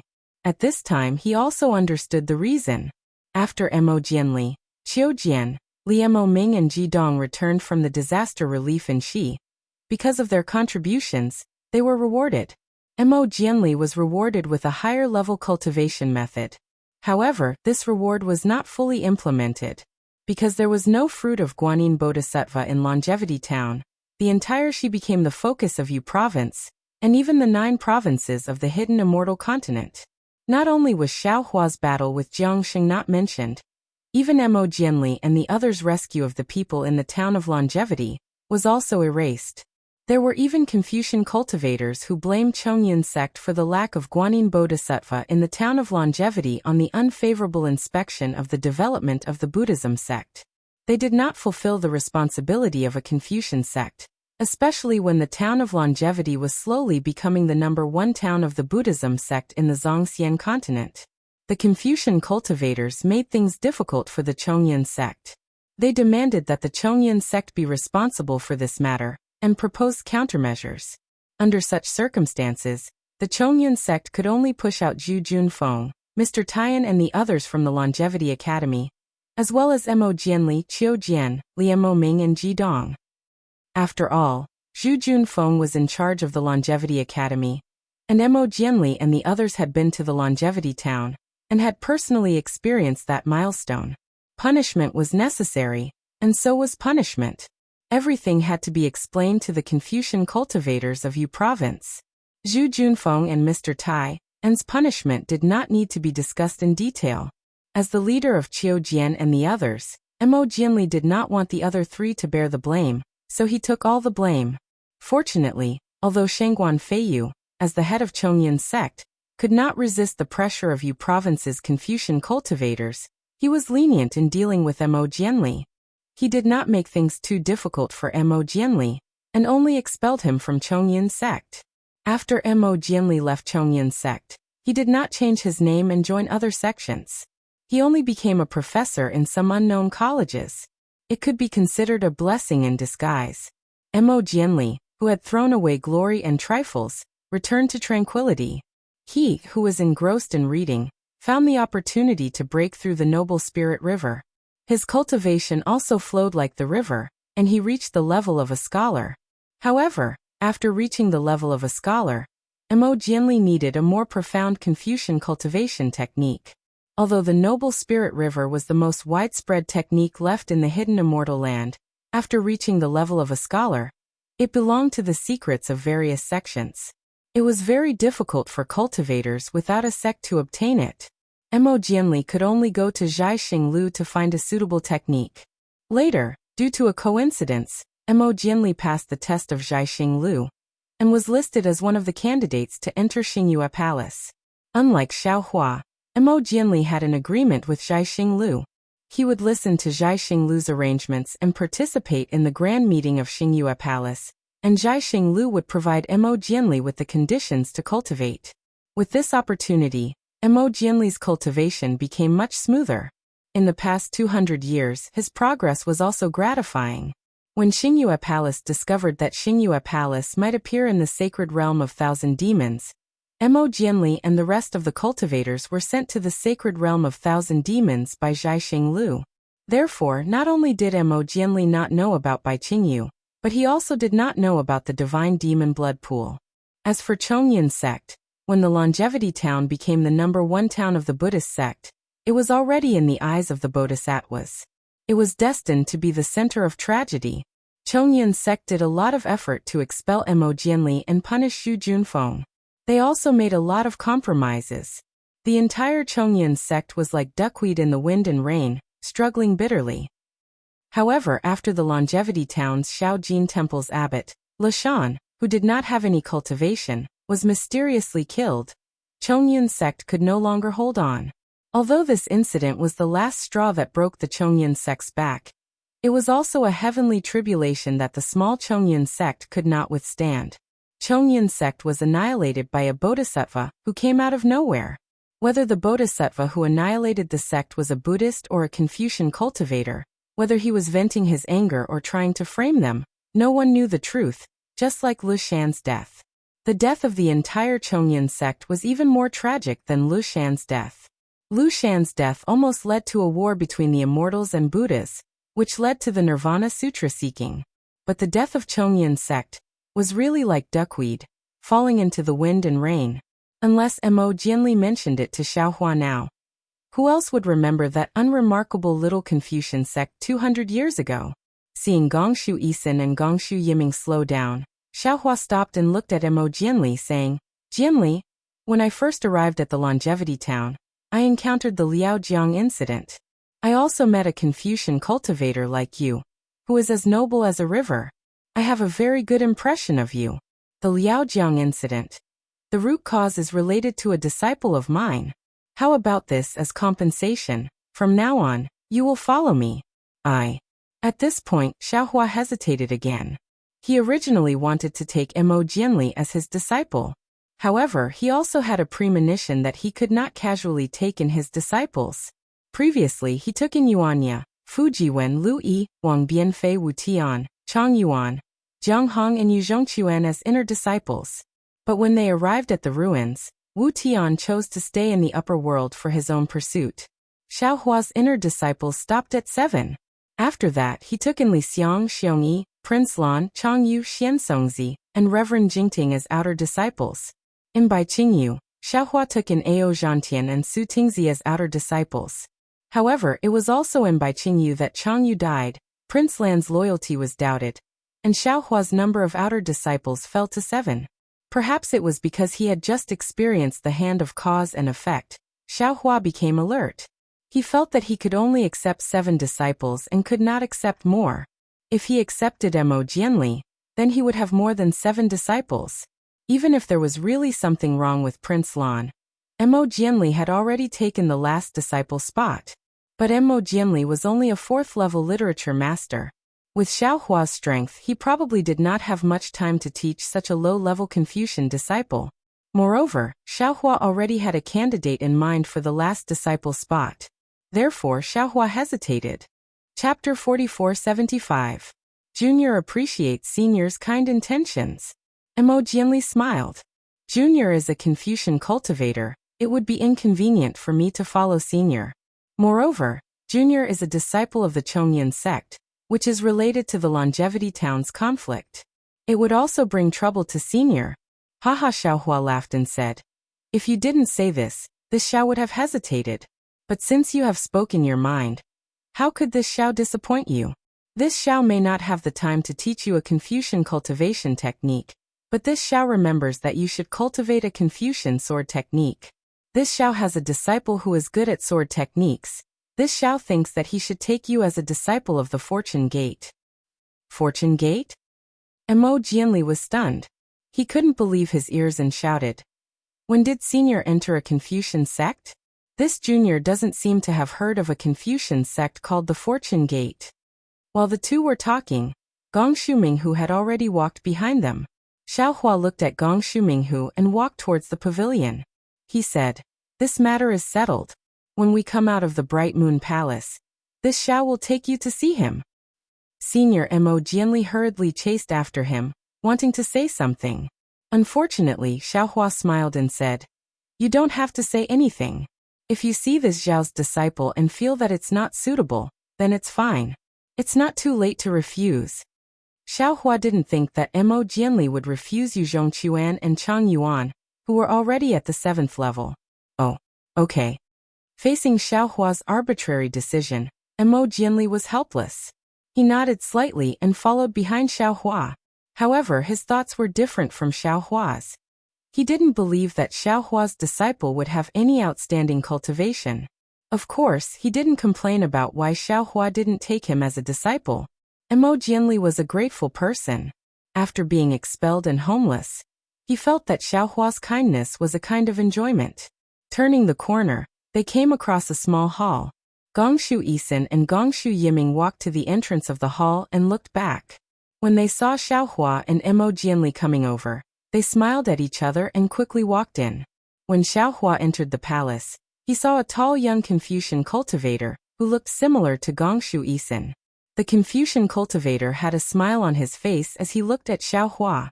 Next to him, Gongshu Yisan was holding his arm and acting like a spoiled little girl. On the two sides of this Confucian cultivator, there were a few men and women who were around the 5th or 6th grade of origin energy. These men and women all had imposing appearances and were intelligent on the inside, like dragons and phoenixes among men. Needless to say, this person was the Gongshu Jingyi that Gongshu Yisan had mentioned, the 7th level elemental energy grandmaster. Looking at Gongshu Jingyi sitting steadily on the chair, waiting for him to pay his respects, Xiaohua smiled bitterly. He had really lifted a stone to smash his own foot. He originally disliked Zhu Qing's respect for him, and wanted to find a more approachable feeling. He didn't expect that as soon as he met Mo Jianli, he would be humiliated by Gongshu Minghu. Gongshu Yisan came over to smooth things over for him, and then he had to follow her to pay his respects to a 7th level elemental energy grandmaster. Gongshu Yisan had good intentions. After all, the guidance or care of a high-level elemental energy grandmaster was a kind of opportunity. Gongshu Yisan would disdain to introduce ordinary cultivators. However, Gongshu Yisan had met Xiaohua. How could a human Taoist Grand Ascension stage cultivator meet a Confucian grandmaster with the power of a junior? Etiquette. Etiquette, Xiaohua sighed. The etiquette of Confucian cultivators is a bit pedantic, but in essence, it is a kind of order. As the Immortal Realm's executioner, Su Ji upholds it. I was a bit rash today. Thinking of this, Xiaohua slightly straightened his body, about to reveal his cultivation level. However, at this moment, a slightly excited voice came from behind him. "Yiming, you also came to the Thousand Demons Sacred Realm? I just came to Star Picking Tower and heard that the Gongshu family was also here. I was thinking that since you are a junior of the Gongshu family, how could you not be on this trip to the Star Moon Palace? Look, this is the thunder amplification wood that I found for you. It will definitely be useful for you to cultivate the 5 Qi righteous thunder." Haha, Xiaohua did not need to turn around, nor did he need to look back, nor did he need to use his divine perception to check. Just this voice alone was enough for Xiaohua to laugh. He could clearly tell that this was Duan Muqing, who had formed a grudge with him in Star Picking Tower in the Bronze Pillar Nation. That night, Xiaohua had taught Duan Muqing and Duan Muqiu a lesson. He had also said in front of Duan Muqing that he wanted to see if the so-called Confucian family still had justice, fairness, and justice. Duan Muqing had also made it clear that she did not believe in justice, fairness, and justice. She had asked Xiaohua to wait for her justice. After that, when Xiaohua had almost forgotten, he had finally waited for the Duanmu family's justice. That was the pursuit of Duanmu Liangsheng in Song Langzi's cave. Duanmu Liangsheng could be considered a hot-blooded man, but he was after all a disciple of the Duanmu family. Although he admired Xiaohua, he had no choice but to kill him.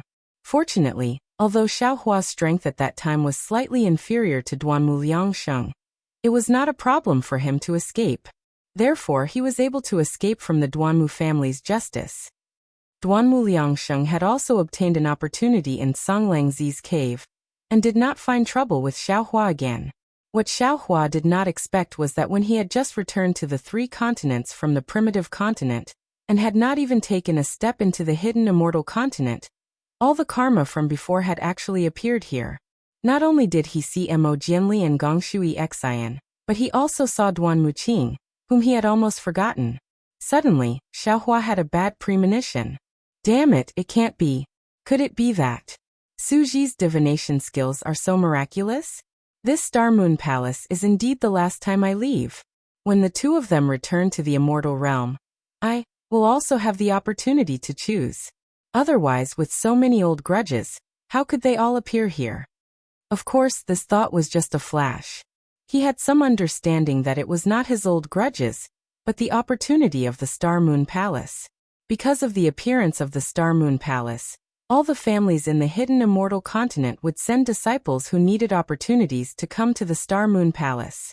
Not only the disciples of the families who had grudges with him, but also the disciples of the families who had grudges with him would all have the opportunity to come to the Star Moon Palace. They would also, at the appropriate time, resolve the grudges between them. While Xiaohua was thinking, Duan Muqing had already said something excitedly. She walked past Xiaohua and arrived in front of Gongshu Jingyi. She bowed and said, "Great-granduncle, Junior Duan Muqing from the Duanmu family pays respect to great-granduncle." Gongshu Jingyi was waiting for Xiaohua to greet him, but Duan Muqing's sudden appearance stole Xiaohua's limelight. Gongshu Jingyi could not stand in front of the Duanmu family. He retracted his gaze from Xiaohua and raised his hand. "Get up, this is Star Picking Tower, no need to be too polite." Gongshu Xian was not willing to give Duan Muqing a good face. She snorted and said, "You're just a branch of the Duanmu family, and you dare to call yourself a disciple of the family?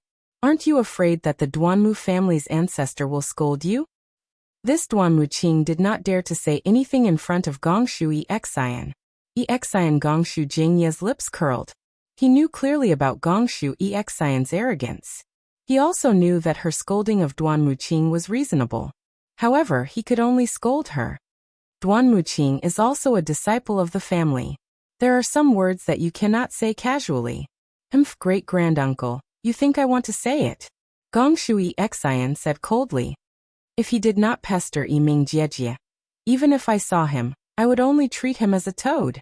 He did not go back to look for a mirror. He is not only a branch disciple of the Duanmu family, he is also a literary master who has just stepped into spirit-refining qi. How can he be worthy of Yiming Jiejie? Moreover, Yiming Jiejie had already told him clearly 100 years ago that she did not wish to see him again. But what about him? Seeing Yiming Jiejie's soft personality, forcing her step by step, showing an infatuated face in front of the elders to gain sympathy, isn't it just a thunder-amplifying wood? What's so great about it that he would give it to Yiming Jiejie in front of great-granduncle? This kind of wild ambition, great-granduncle is embarrassed to say it, but I will say it. Xian Gongshu Yiming at the side also seemed to be unable to bear it. She pulled Gongshu Xian's sleeve and said, "Don't say it in front of everyone, this is not good." "What is not good about it?" "It is because you are always thinking for others that you have landed in such an awkward situation. Now many disciples of the aristocratic families know that this guy is pursuing sister. Even if there are outstanding disciples who want to propose marriage to sister, they would be embarrassed. They would be afraid of brushing away the face of the Duanmu family." Gongshu Xian understood Duan Muqing's thoughts and hit the nail on the head. In reality, the Duanmu family does not even know of this guy's plans. It is not that bad. Gongshu Yiming's face was slightly red as she said in a low voice. Xiaohua originally did not like Gongshu Xian's outspokenness, but hearing it now made him very happy. He smiled and stopped walking, watching with interest. Duan Muqing naturally did not know that Xiaohua was here. His face was slightly pale as he said in a low voice, "Senior Gongshu, Junior knows that my cultivation is shallow and my background is not as good as Senior's. So from Senior's point of view, Junior's actions are indeed so. But Junior can say it to Senior without any reservation. To the disciples of the Gongshu family. Junior can even say it to the heavens and the earth with a clear conscience. Love had no limits, no rank, and no strength. Perhaps Yiming Lady feels that Junior is not suitable, but from the moment Junior saw Yiming Lady, I have already treated her as my fairy. Junior does not dare to think too much because I am afraid that if I think too much, it will make that impression dim.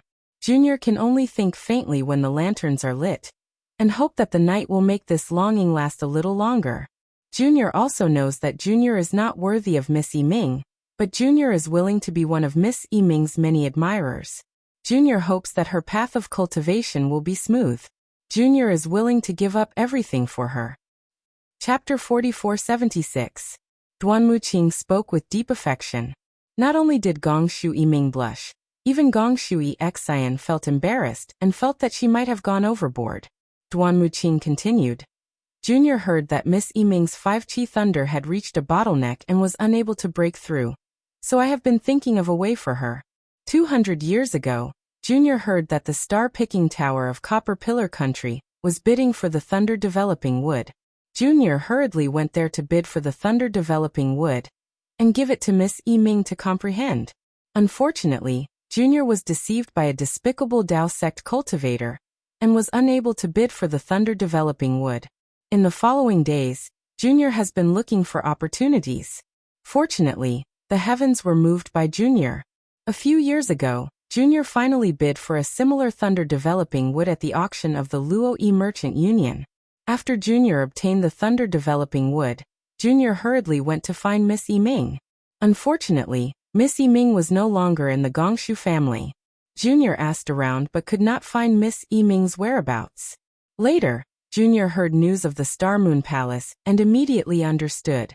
Although Junior is not a candidate to enter the Star Moon Palace, Junior still tried my best to ask a senior in the family to bring Junior here. Junior does not wish to enter the Star Moon Palace. Junior only wishes to see Miss Yiming here and give her this thunder-developing wood. Junior also knows that as long as Miss Yiming enters the Star Moon Palace, after she comes out, her 5-chi thunder will definitely break through the bottleneck and step into the upper 5th grade of essence force. Junior is even more inferior. However, Junior does not regret it. Junior hopes that Junior can be a pebble under Miss Yiming's feet. As long as Miss Yiming can step on Junior safely, Junior will be satisfied. As she spoke, Duan Muqing took the thunder-developing wood and walked in front of Gong Shu Yiming. She looked at Gong Shu Yiming affectionately. Damn it! Xiaohua was flabbergasted. This guy really knows how to talk. I can't compare to him. Even Xiaohua said so. Gong Shu Yiming's face was naturally hot. She lowered her head slightly and raised her slender white hand to take the thunder-developing wood. Seeing that Gong Shu Yiming was about to take the thunder-amplifying wood, Gong Shui Xian, who was trying to break up the couple, came to her senses. She hurriedly pulled Gong Shu Yiming behind her and said coldly, "Humph, I hate this kind of flowery speech the most. You want to trick me with a piece of wood? If you have the ability, come here on a rainbow cloud." Gong Shui Xian looked up at Xiaohua and said, "Xiaohua, I remember you have a thunder-devouring bead, right? 200 years is enough for you. Why don't you lend it to big sister Yiming first? Don't worry, after you borrow it, my Gongshu family will definitely protect you and won't let the immortal palace find trouble with you." Xiaohua. When Duan Muqing heard Xiaohua's name, she was startled as if she was bitten by a snake or scorpion. She turned to look at Xiaohua. Xiaohua had a bitter smile on his face, but he was feeling very good in his heart. He had just used his divine ability and was about to make trouble. When he heard Gong Shui Xian was disrupting the situation, he immediately took 2 steps forward and touched his nose. He looked thoughtfully at Duan Muqing and said, "Young Master Duanmu, that despicable cultivator from the star-picking tower in the Bronze Pillar Country, who used despicable means to deceive you, is here. I want to ask you, what despicable means did I use to deceive you at the auction at Star-Picking Tower?" You. Duan Muqing was dumbfounded. Those few words of his were merely to set off the atmosphere, to emphasize the hardships of not being able to obtain the thunder amplification wood. However, he never expected that Xiaohua, whom he hadn't seen for several hundred years, would actually be right behind him. Moreover, he had directly passed by Xiaohua without even noticing him. Moreover, Xiaohua's question was even more heart-wrenching. Not to mention that Xiaohua did not have any despicable means.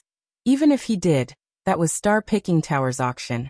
And it was from hundreds of years ago. Duan Muqing bringing up old scores in Star-Picking Tower's territory was not only giving Star-Picking Tower a bad look, but also finding trouble for herself. Details. Details determine success or failure. The remorseful Duan Muqing really wanted to grab the extra words out of everyone's ears and swallow them herself. Ah? Ha! When Gong Shui Xian heard this, a look of surprise appeared on her face. She hurriedly said, "What? You were the one who bid for the Thunder Developing Wood? How could you have won against young Master Duanmu from the Duanmu family? Quickly tell us, how despicable were you at that time?" Seeing that Gong Shui Xian did not mind blowing things up, Xiaohua was also happy to add insult to injury. He nodded and said, "Even if Lady Gongshu did not say this, I would still say it. Not to mention my innocence, even Star-Picking Tower's justice will be tarnished." Hearing Xiaohua mention justice, Duan Muqing's face turned pale. Xiaohua did not add any details and narrated everything from the time he met Duan Muqiu to the time he said fairness, justice to Duan Muqing. Indeed, without waiting for him to say much, when the group of Gongshu family disciples heard that Duan Muqing sat on the dragon horse carriage and headed towards Star-Picking Tower, their faces were filled with disdain. The aristocratic family's carriages all had their own standards, and were not for any aristocratic family disciples to sit on. Gong Shui Xian could sit on it, Gong Shui Ming could sit on it, Murong Songyun could also sit on it, but Duan Muqing, a side family disciple, could not sit on it, because she could not represent the Duanmu family. Xiaohua naturally did not know about this rule, but the Gongshu family disciples knew it clearly. Without mentioning anything else, how could Gongshu Yiming accept her flamboyant personality? Oh, that's right. After explaining the matter at Star-Picking Tower, Xiaohua slapped his forehead. Looking at Gong Shui Xian, he seemed to have thought of something and said, "I almost forgot. Duanmu Gongzi is a person who keeps his promises. That was what I said that day. Duan Muqing, I will remember your words. But I will give you a word of advice. Don't think that no one knows what is right and wrong here. Even the aristocratic families of Confucian cultivators cannot stop the mouths of the people. A Duanmu family carriage driver is now Jin Gui. You can only let him bully others, but others cannot retaliate. I will wait for your Duanmu family's condemnation. I want to see if the aristocratic families of Confucian cultivators still have justice. And at that time, Duanmu Gongzi's reply was, justice. Let's go. Let this Taoist wait for his justice. Xiaohua looked at Duan Muqing and smiled. Duanmu Gongzi, did I say anything wrong? Duan Muqing bit her lips and did not reply. And the result? Say it. Gong Shui Xian was interested and urged. What happened after that? After that. Lady Gongshu, do you still remember the 5th grade middle-tier Confucian cultivator, who suddenly appeared in the Cloud Mountain maze? Xiaohua asked. Gong Shui Xian actually did not have any impression of Duanmu Liangsheng, but at this time, she did not know how to reply. She nodded like a chicken pecking rice. Yes, that extremely powerful Confucian cultivator. And he is the justice that the Duanmu family gave me, Xiaohua said with a smile. Oh, Duanmu Liangsheng? Order of Death? Gongshu Jingyi, who was at the side, was watching the younger generation quarrel like a play. However, when he heard this, he suddenly understood. He frowned and said a few words in a low voice. He looked at Duan Muqing and didn't say anything. However, the disciples of the Gongshu clan who were present all despised her. Everyone knew what Duan Muqing had done after the Order of Death. In front of such sinister thoughts, the sweet words that Duan Muqing had said earlier had become a honey sword. Yes. Xiaohua smiled. The Duanmu family's Order of Death is the justice that Duanmu Gongzi gave me. If not for my good luck, I am afraid that I would not have the chance to talk about Duanmu Gongzi's heroic deeds in front of everyone. Duan Muqing sighed slightly. She looked at the crowd and her gaze landed on Gongshu Yiming's face. She said, "Things are not as simple as Immortal Xiao said. However, I do not wish to explain anything at this moment. Because the same thing can be said by different people, it will have different effects. I admit that I do not have a glib tongue like Immortal Xiao. Everything will be revealed in the future. However, Miss Yiming, even though I may have done something wrong, Your cultivation cannot be delayed. This thunder-amplifying wood is very important to you. It is innocent, you must accept it. What is the use of a mere thunder-amplifying wood? It is just a chicken rib. Only those who do not understand the lightning cultivation arts would treat it as a treasure. Xiaohua took 2 steps forward and disdainfully glanced at the jade box in Duan Muqing's hands. Inside the jade box, there was a lone thunder-amplifying wood that was sealed within. Xiaohua said coldly, Duan Muqing, do you think that you can let Miss Yiming's 5-qi legitimate thunder break through the bottleneck with a piece of wood that has been struck by lightning?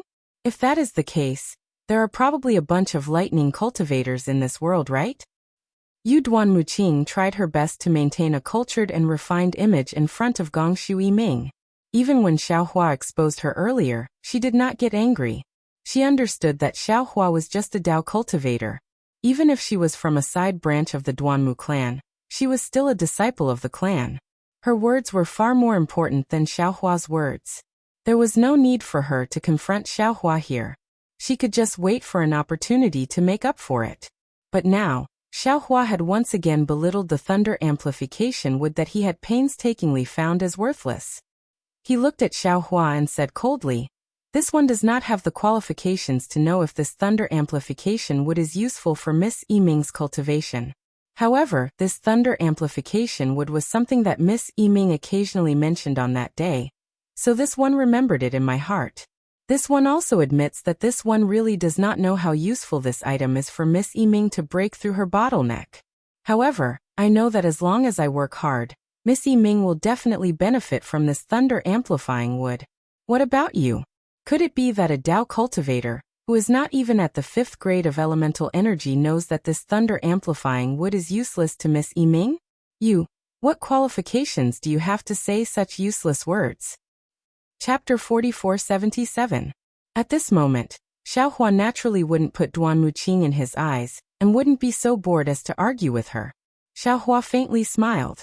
He raised his hand and took out a silk handkerchief from his bosom.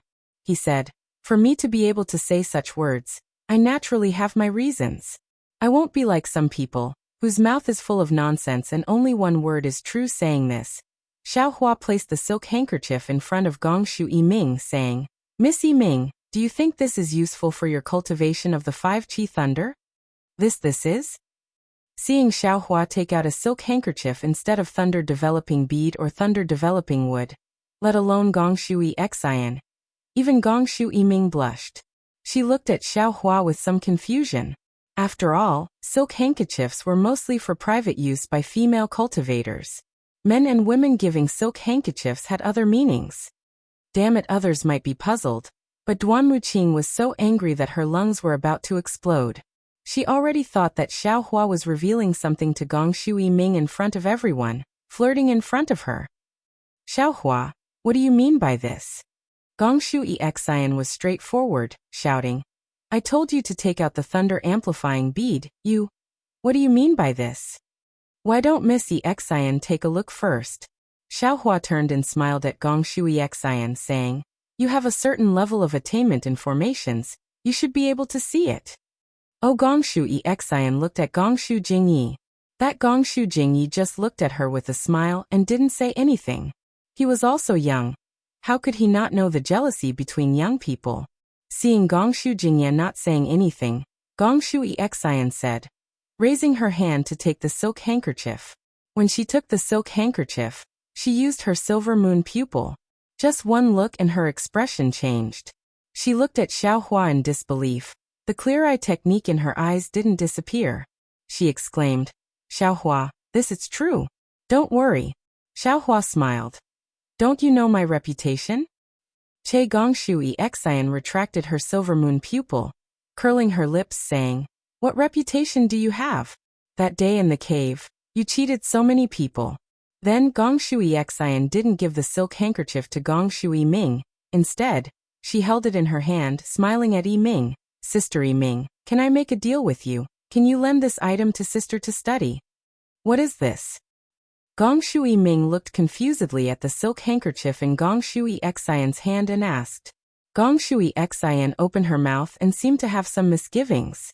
She didn't give the handkerchief to Gong Shu Yiming and transmitted to Gong Shu Yiming. This is the Immortal Palace's 5 brocade cloud painting. Ah? Gong Shu Yiming was ecstatic. She almost cried out. How is this possible? The 5 Qi Thunder was the purest form of cultivation in the Immortal Palace. The Gongshu clan also had it, but the flaws were obvious. They couldn't fix the flaws in their cultivation method during the tribulation. Therefore, Gong Shu Yiming had always wanted to get the cultivation method of the 5 Qi Thunder from the Immortal Palace. This 5 brocade cloud painting was not a complete lightning cultivation method, but it contained the 5 Qi Thunder. If Gong Shu Yiming had this item to study, she could easily break through her current bottleneck. Gong Shu Yiming screamed and quickly covered her mouth, smiling at Xiao Hua. Thank you, immortal friend Xiao. Xiao Hua smiled.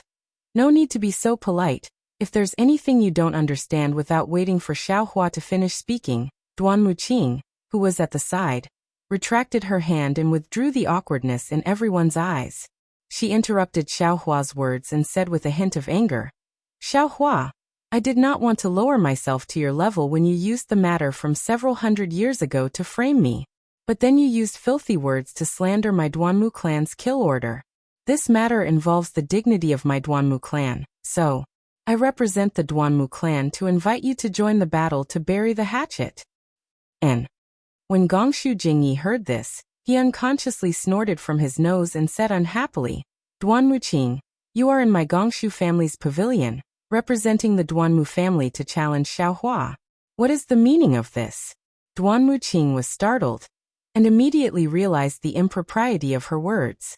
She hurriedly smiled and said, Great-granduncle, it is all Junior's fault. Junior was really disheartened by this Dao sect cultivator. My words were wrong. Junior apologizes to great-granduncle and apologizes to the elders of the Gongshu clan. Finishing, Duanmu Qing did not give Gongshu Xian and the others a chance to speak. She said to Xiao Hua, you and I originally had a personal grudge. Now the battle to bury the hatchet at Jiaxing Lu is about to start.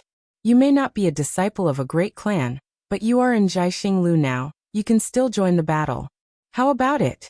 In the battle to bury the hatchet, let's settle our previous grudges? This time, Duanmu Qing kept on talking about personal grievances. Gongshu Jingyi just looked indifferently and didn't say anything. Gongshu Xian glared at Duanmu Qing and said coldly, What? Angry out of humiliation? All your tricks have been exposed. You can't live with your face? You want to be silenced by the battle to bury the hatchet? One look and you can tell he is a bluff. You can't beat Xiao Hua, so you want to use the power of the Duanmu clan to suppress him?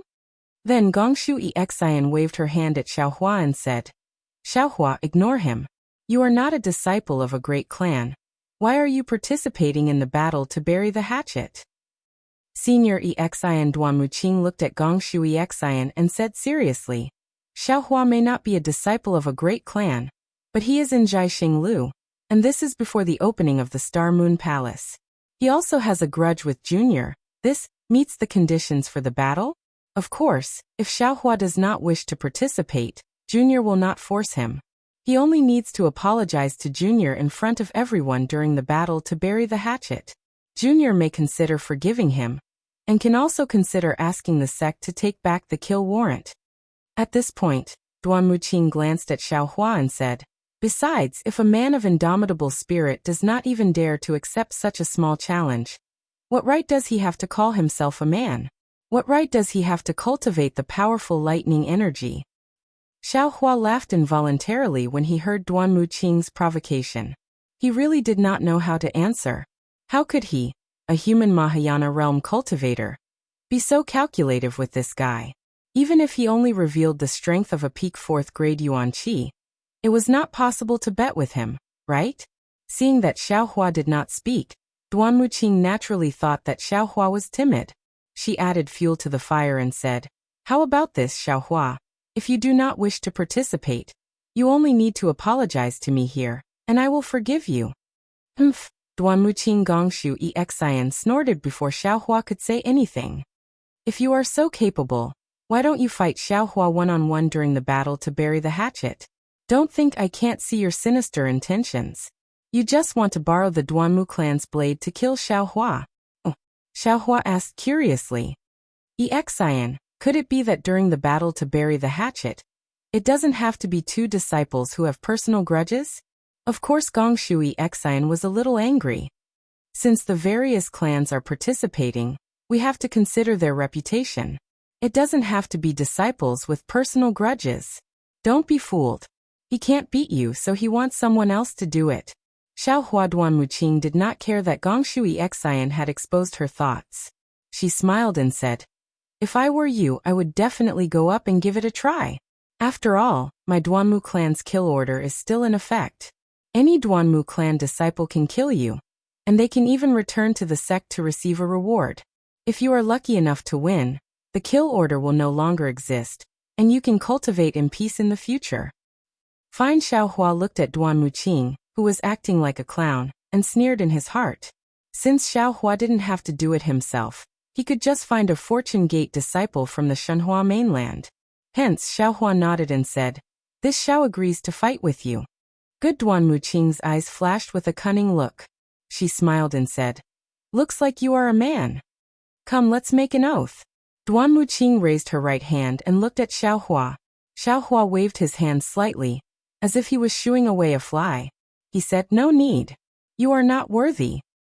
Damn it. Duanmuqing could not help cursing in a low voice. So you are so cunning. If we don't make an oath, who knows if you will participate? Perhaps. You've been planning to slip away for a long time? Duanmuqing was a little confused, just like Ao Qian from the Southern Sea Dragon Palace. However, one was for power, the other was for love. Oh, or it could be said that behind love, there was also the pursuit of power. Duanmuqing pressed on, trying to force Xiaohua into a dead end. However, when Xiaohua fell into a dead end, he also fell into a dead end in Gongshu Yiming's heart. His various schemes aroused Gongshu Yiming's suspicion of his past actions. Since that is the case, Xiaohua muttered, turned to look at Mo Jianli and said, Jianli, help me make an oath. I have a new idea. I will change your master. Ah. Mo Jianli was stunned. He did not understand what Xiaohua meant. However, Mo Jianli was a straightforward man. Since he felt that Xiaohua's temper was good, he did not care about Xiaohua's cultivation level. He raised his hand and said, okay, young master Duanmu, please you. You seeing that Xiaohua not only refused to strike his palm to make an oath, but also let a mere scholar disciple take action on his behalf. He was so angry that his face had already turned green. This was really a kind of naked humiliation. You're really going too far. Good. Since you dare to make an oath with me, then remember the fight. Gritting her teeth, Duanmuqing raised her hand and hit Mo Jianli's palm. She said, in the fight, there is no need to talk about life and death. Mo Jianli was used to seeing the faces of aristocratic disciples. He said coldly, isn't it just a life? If you have the ability, then come and take it. Chapter 4478. Good. Gongshu Xian at the side clapped, looking at Mo Jianli and praising. As expected, there are great scholars everywhere. I didn't think that not only is Daoist Xiao so heroic, even the cultivators he befriends are more forthright than some of the aristocratic family disciples. Duanmuqing gritted his teeth and looked at Gongshu Xian, but did not dare to say a word. He turned to Gongshu Yiming and said softly, Miss Yiming, after the battle to bury the hatchet, I will give you an explanation. This matter is definitely not what Xiaohua said. A female cultivator's view of a person changed in an instant. Now Gongshu Yiming looked at Duanmuqing with a faint sense of unfamiliarity. She smiled. Actually, it doesn't matter, the words doesn't matter was more painful than a sword stabbing into Duanmuqing's heart. He forced a smile and looked at Xiaohua. Daoist Xiao, I will see you at the battle to bury the hatchet. And I know. Xiaohua nodded. If Duanmu Liangsheng can come, that would be the best. Liangsheng did not come to Thousand Demon Sacred Realm. I have disappointed Daoist Xiao. Duanmuqing smiled and nodded at Gongshu Yiming before turning to leave. But Xiaohua's words almost made him fall. And I know. You have many granduncles. It doesn't matter who comes. Seeing Duanmuqing leave in a sorry state, Gongshu Xian felt a little disappointed. She looked at Xiaohua apologetically. Xiaohua, I am sorry, I dragged you into this. I didn't expect you to have a grudge with him. Not bad. Xiaohua smiled. You have changed a lot in 200 years. If it was you in the past, you would not have said this. Che Gongshu Exian rolled her eyes at Xiaohua. You think you are the only one who did not waste your life? Gongshu Exian could not help but cover her mouth and laugh. Her eyes looked at Gongshu Ming and Gongshu Jingyi, revealing more coquettishness. Gongshu Jingyi couldn't help but laugh. He knew that Gongshu Exian had always been arrogant. Not to mention the ordinary disciples, even the famous female disciples of the 4 clans weren't worthy of her attention. And today, Gongshu Exian's attitude toward Xiaohua was definitely something that Gongshu Jingyi had never seen before. This didn't allow him to not think about it. Gongshu Jingyi looked at Gongshu Ming's excited expression and Gongshu Exian's shy expression. He smiled slightly and said, Little friend Xiao, you probably don't know about the battle to bury the hatchet before the various clans entered the Star Moon Palace, right? Xiaohua narrowed his eyes and looked at Gongshu Jingyi thoughtfully. He then nodded and said, Immortal friend is right. This Xiao is not a disciple of an aristocratic family, so how could I know the reason for this battle? However, from what Duan Muqing said, it should be a bet between the aristocratic clans to settle their grudges in Jiaxing Lu. Gongshu Jingyi heard that Xiaohua didn't call him senior, and unconsciously frowned. Then, he looked at Xiaohua's vigilant expression and felt relieved. However, the more Xiaohua acted like this, the more interested Gongshu Jingyi was. Not to mention Gongshu Exian's admiration for Xiaohua, just the previous dispute between Duan Muqing and Xiaohua because of Gongshu Ming, and Gongshu Ming actually watched from the side, and didn't say anything to stop it. Gongshu Jingyi knew that Gongshu Ming might have some inconvenient reason for transmitting voice to him. Since Gongshu Ming was happy to see the weak Xiaohua and the powerful Duanmu clan fight, then Gongshu Ming's meaning was obvious. Gongshu Jingyi wouldn't let go of this opportunity to recruit Xiaohua into the Gongshu clan. After all, a formation master stronger than Gongshu Exian, even if his cultivation wasn't high, to the Gongshu clan, he was very precious. Therefore, although Gongshu Jingyi was unhappy, he was still very approachable and said, Little friend is right. However, this bet is a little different from the usual. The reason for this bet is actually very simple. Because the Star Moon Palace is an ancient relic, all the clans of the hidden immortal continent want to get a share of the profits. And the grudges between the clan's disciples naturally can't be severed. So in order to prevent the grudges of the hidden immortal continent from being brought to the Star Moon Palace, all the clans discussed to have a bet before entering the Star Moon Palace. Although this bet can't wipe out all the grudges, it can at least make people feel that there is some balance. Maybe they can get along peacefully in the Star Moon Palace, and not cause trouble for everyone. Xiaohua smiled and said, Fellow Immortal already said that grudges can't be severed. How could it be resolved with a bet to bury the hatchet? Haha, of course this is the original intention. Gongshu Jingyi smiled and said, After a few times, all the clans also felt that this was inappropriate, but the night is long and there is no mood to sleep. Instead of waiting for the Star Moon Palace to open in Star Picking Tower, why not find some fun to bet? So it's like this. Xiaohua nodded. In that case it makes sense. But when Gongshu Jingyi heard this, he immediately stopped smiling and said word by word, This bet to wipe out all the grudges is real. Every disciple of the clans will not be merciful. Even the elders of the clans will form a group of judges to judge every bet. So little friend Xiao, you can't let your guard down. Granduncle Gongshu Exian hurriedly asked. Xiaohua dealing with that Duanmu Qing is of course no problem, but the Duanmu clan has a lot of experts. Any disciple of the 6th level of essence power will not be easy for Xiaohua to resist. Gongshu Jingyi glanced at Xiaohua and said, According to what I know, the leader of the Duanmu clan is Duanmu Lianheng. He is famous for his bad temper. That year in Longevity Town, all the clans were watching and no one made a move. When Duanmu Lianheng arrived, he punched Buddha Sect's Ci Mei until her expression changed, and ordered the Longevity Town's Buddha to retreat. When Duanmu Lianheng retreated, he was blocked by Manjushri Bodhisattva, who had just attained nirvana. However, seeing Duanmu Lianheng in this state, Dongfang Jiangliang of the Dongfang family blocked Manjushri Bodhisattva with his sword. From this, it can be seen that if little friend Xiao wants to bet with the Duanmu clan, I'm afraid Gongshu Jingyi stopped. Gongshu Yiming smiled and said, Granduncle, with you here, with my Gongshu clan here, how can Taoist Xiao be at a disadvantage? Gongshu Jingyi smiled and said, I'm naturally not afraid of Duanmu Lianheng, but I don't have a good reason. Granduncle, you're wrong again. Gongshu Yiming hurriedly said, Taoist Xiao is proficient in formations and thunder techniques. This junior Xian can't compare to him. If this kind of person is used by my Gongshu clan, wouldn't Granduncle have a good reason? This depends on little friend Zhao's opinion. Gongshu Jingyi looked at Xiaohua meaningfully and said, Maybe he'll be a guest, or have some marriage. Little friend Zhao's strength may not be enough to be a guest, but in terms of marriage, it's possible. Hearing about marriage, Gongshu Yiming slightly raised his elbow and touched Gongshu Xian. Gongshu Xian was stunned and suddenly blushed.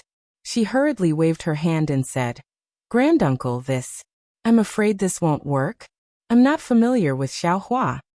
Xian, Granduncle didn't seem to be talking about you. Gongshu Yiming smiled and said, Why are you so anxious? I Gongshu Xian, who was always proud and arrogant, stuttered, not knowing how to answer. She really respected Xiaohua, but to talk about love, it seemed too early to talk about it. Actually, you don't have to take it seriously. You and Taoist Xiao first put on a show, give Granduncle an excuse, and deceive the Duanmu clan. Gongshu Yiming suggested. After this, who will know about this?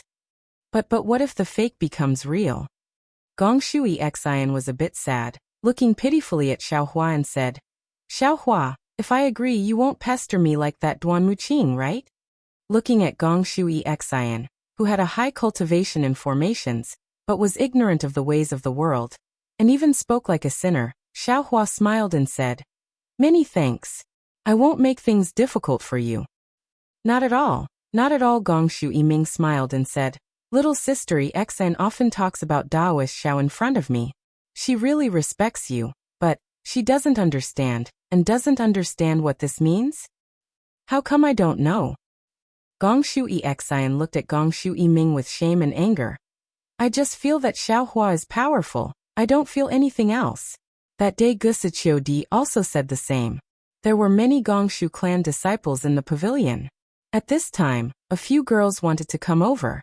But when they heard Gongshu Xian mention Gusiqiu Di, they looked at each other and sat back, not knowing whether to laugh or cry. Gongshu Yiming and Gongshu Xian were very close.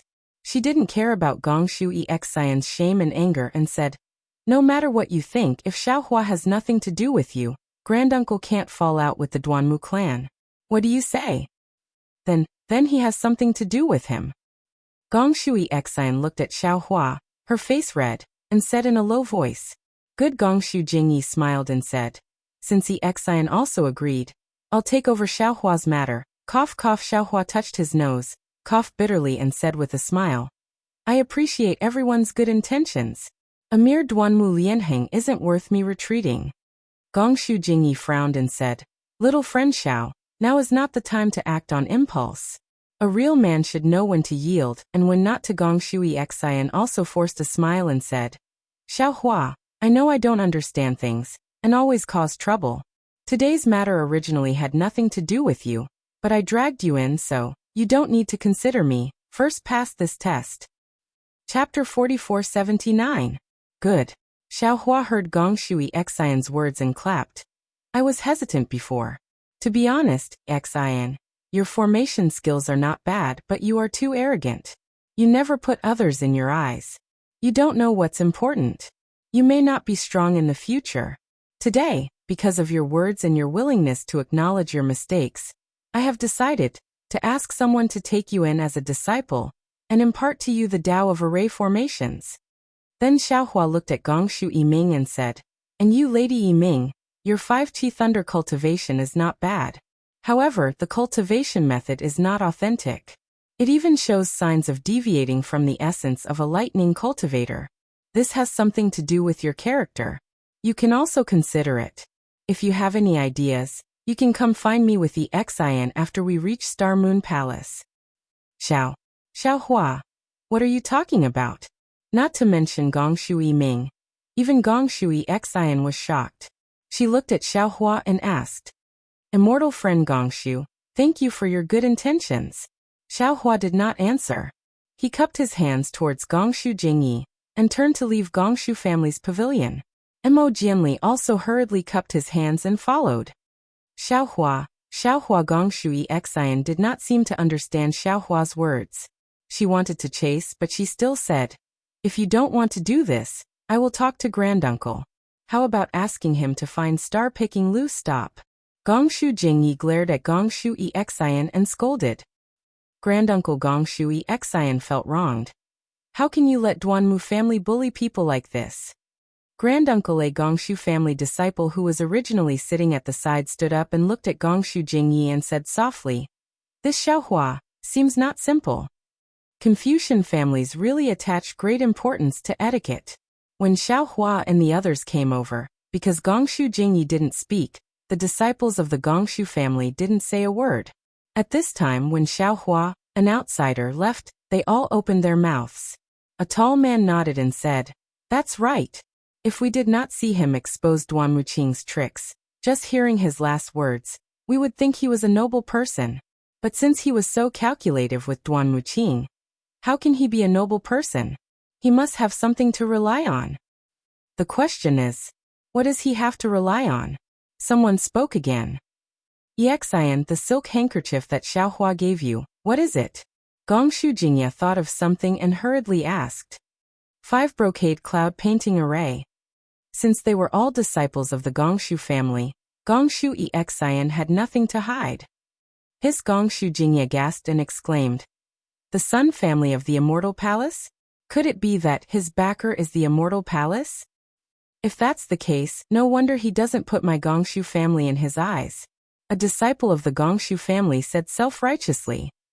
That's right, the other female cultivator nodded sourly. Didn't he say it already? We need to find a master for Xian and Ming. If it's not an immortal official from the Immortal Palace, who can be their master? There's no need for further discussion. Gong Shu Jingye's face turns cold. No matter what this Xiao Hua's background is and what backing he has, as long as he doesn't have any conflict with my Gong Shu family, it's fine. And the matter of the 5 brocade cloud painting, no one can leak it. Yes, we understand. The disciples of the Gong Shu family all replied in a low voice. Also, Qingping, go to Zhaixing Lu and see if they have any news about Xiao Hua. Buy it at all costs, Gong Shu Jingyi instructed another woman. Yes, disciple will go now. Gong Shu Qingping replied and hurriedly left. After finishing the arrangements, Gong Shu Jingyi looked at Gong Shu Minghu and said, Minghu, come here. Let me ask you, how many cultivators did Zhaixing Lu select to enter the Star Moon Palace? Zhaixing Lu, did something happen? Gong Shu Minghu hurriedly went forward to answer. Not mentioning Xiao Hua, he brought Mo Jianli out of the pavilion, looked at the direction, and walked down another flight of stairs. Senior Mo Jianli followed for a moment, looked left and right, and said in a low voice, Junior doesn't know what you're thinking. However, Junior sees that the Gong Shu family doesn't have any evil intentions, and the Duanmu family is really powerful. If Senior doesn't use the Gong Shu family, I'm afraid it won't be easy to deal with that Duanmu Qing. Oh, don't worry about that. Xiao Hua smiled and said, I don't put that Duanmu Lianheng in my eyes. How can I not see through Duanmu Qing's provocation? If it wasn't for the Duanmu family's kill order, I wouldn't even care about him. Mo Jianli obviously didn't believe Xiao Hua's words, but he could only nod and say, Senior, as long as you're confident. Oh right, looking at Mo Jianli, Xiao Hua said again.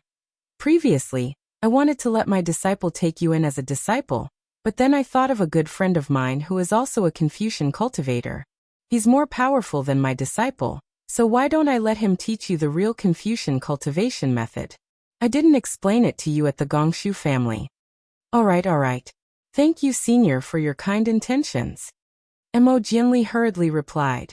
Previously, Xiao Hua had a premonition that he couldn't take in too many disciples, but when he saw Gong Shu Xian and Gong Shu Ming's aptitudes, he was moved to take them in. As he pondered, he thought of Wen Chu, the Thunderbolt Immortal, and the other clones.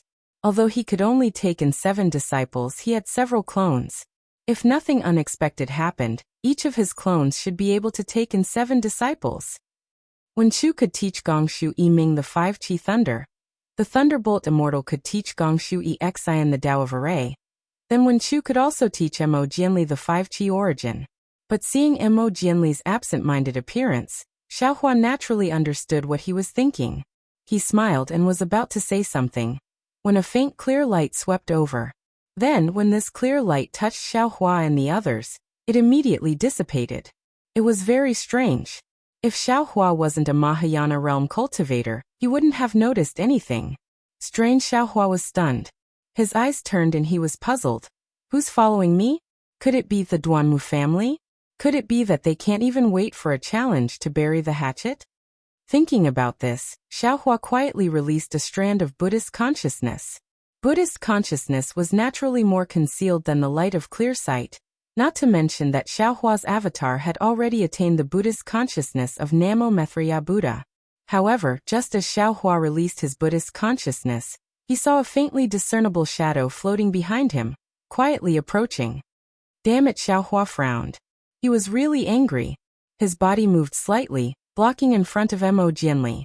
He raised his left hand, condensed spiritual power in his hand, and calmly made a move. But at this time, to Xiaohua's surprise, the shadow left Xiaohua and Mo Jianli and flew to the other side of the corridor. The corridor of Zhaixing Lu was very large, more than 100 feet long. Xiaohua and Mo Jianli were on the left side, and the shadow was flying to the right side, more than 100 feet away from Xiaohua. It didn't have the intention to attack at all. Xiaohua also unconsciously condensed spiritual power in his hand, quietly waiting for the result. He didn't believe that in the 3 continents, within 100 feet, there was anyone who had a greater advantage than him. Just as Xiaohua saw this and didn't release his spiritual power, what made Xiaohua even more surprised was that the shadow only hesitated for a moment, then immediately flew over. Of course, after flying over, it stopped, and the shadow became even dimmer, as if it was observing something. Senior with Mo Jianli's Abhijna, he naturally couldn't detect the appearance of this shadow. He was a little confused as to why Xiaohua suddenly blocked in front of him, and said curiously, "Senior, I suddenly thought of something." Xiaohua smiled slightly, and said without turning his head, "Come with me." As he spoke, Xiaohua lifted his feet and walked towards the stairs. Yes. Mo Jianli didn't suspect anything, nodded, and followed. Xiaohua and Mo Jianli left, and the shadow also hurriedly left. However, after a while, Xiaohua's figure appeared in the corridor again. He looked at the place where the shadow disappeared, stroked his chin, and thought. Zhaixing Lu doesn't restrict flying, but most cultivators will not fly unless there's something urgent to show their respect for Zhaixing Lu. Not to mention that this cultivator is so stealthy. At this moment, the disciples of Zhaixing Lu seem to have something urgent to do, and they aren't at their shifts. Could it be that this cultivator did something unfavorable to Zhaixing Lu? However, after a while, Xiaohua denied this. After all, Zhaixing Lu belonged to Xingyu, and Xingyu was founded by Fairy Xingyu.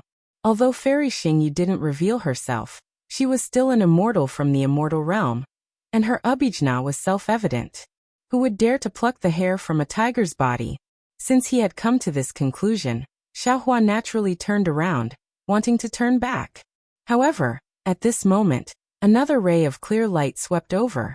Just like before, it stopped when it saw Xiaohua, then retracted. Of course, Xiaohua was prepared this time. As if he didn't notice anything, he turned around and walked towards the stairs. Behind him, another shadow vaguely flew by, heading towards the corridor. When the shadow disappeared, Xiaohua smiled and thought to himself, shadows appear again and again. I'm afraid there's a problem. Even if this shadow has nothing to do with Zhaixing Lu, I still have to go take a look. Otherwise, wouldn't my understanding of the hand of karma be in vain? Thinking of this, Xiaohua leaped up and headed towards the end of the corridor. There was also a flight of stairs at the end of the corridor, but the stairs led upwards. At the same time, there was a bow that was shaped like a crescent moon. Xiaohua flew in front of the bow and scanned it with his divine perception. He had already sensed the aura of a defensive array on the bow. He pondered for a moment, and a light flashed around him. The appearance of a small nose and small eyes appeared, and he rushed towards the bow. Chapter 4480. Swoosh. A dual-colored cloud descended and shrouded Xiaohua's figure. Xiaohua's concealing technique was also revealed. Moreover, under the cloud, the jade pendant in Xiaohua's bosom shone with a strange brilliance. When this brilliance touched the cloud, it immediately left Xiaohua. Naturally, the cloud also disappeared. Looking again in front of Xiaohua, there was a small hall. Several Confucian cultivators at the 6th level of essence power were holding their respective imperial artifacts, standing there on guard, eyeing Xiaohua like a tiger eyeing its prey. Among them, a general with an average stature and bulging muscles all over his body whispered, "Who are you? What are you doing here?" "Me?" Xiaohua was taken aback. He didn't know how to answer. Moreover, he knew very well that this was a secret signal. How could he answer without a secret signal? However, looking at the Confucian cultivator at 6th grade origin Qi, Xiaohua sneered and replied, "This one is a good friend of the Star Moon Palace Master. I was just wandering around when I had nothing to do." Xiaohua originally wanted to say that he found this place a little strange, so he came over to take a look. However, before he could speak, the general spoke coldly. There was a hint of dissatisfaction in his voice as he said, "Why are you dawdling like this? Why aren't you coming over?" "Oh." Xiaohua was taken aback. He really didn't expect this sentence to be the so-called secret signal. These Confucian cultivators really keep up with the times. Of course, since the secret signal had been matched, he didn't say anything else. Bai Qingyu's experience had already told him that if he wanted to pretend, he had to pretend until the end. Otherwise, he wouldn't be able to see the truth if he gave up halfway. Although Bai Qingyu, heaven-concealing ridge, an ancient bell mountain already belonged to the Fortune Gate, he still didn't know who was the real mastermind behind the scenes. Even the 3 great sages of the Great Sage Hall didn't know. Therefore, Xiaohua didn't say anything and walked into the hall. This hall was similar to the one Xiaohua had seen before. There was nothing special about it. However, there were many more Gongshu family disciples inside the hall. Moreover, everyone was sitting with their heads down and didn't talk to others. When Xiaohua walked in, no one raised their heads to look at him. Therefore, Xiaohua looked around and found a place where there weren't many people and casually sat down.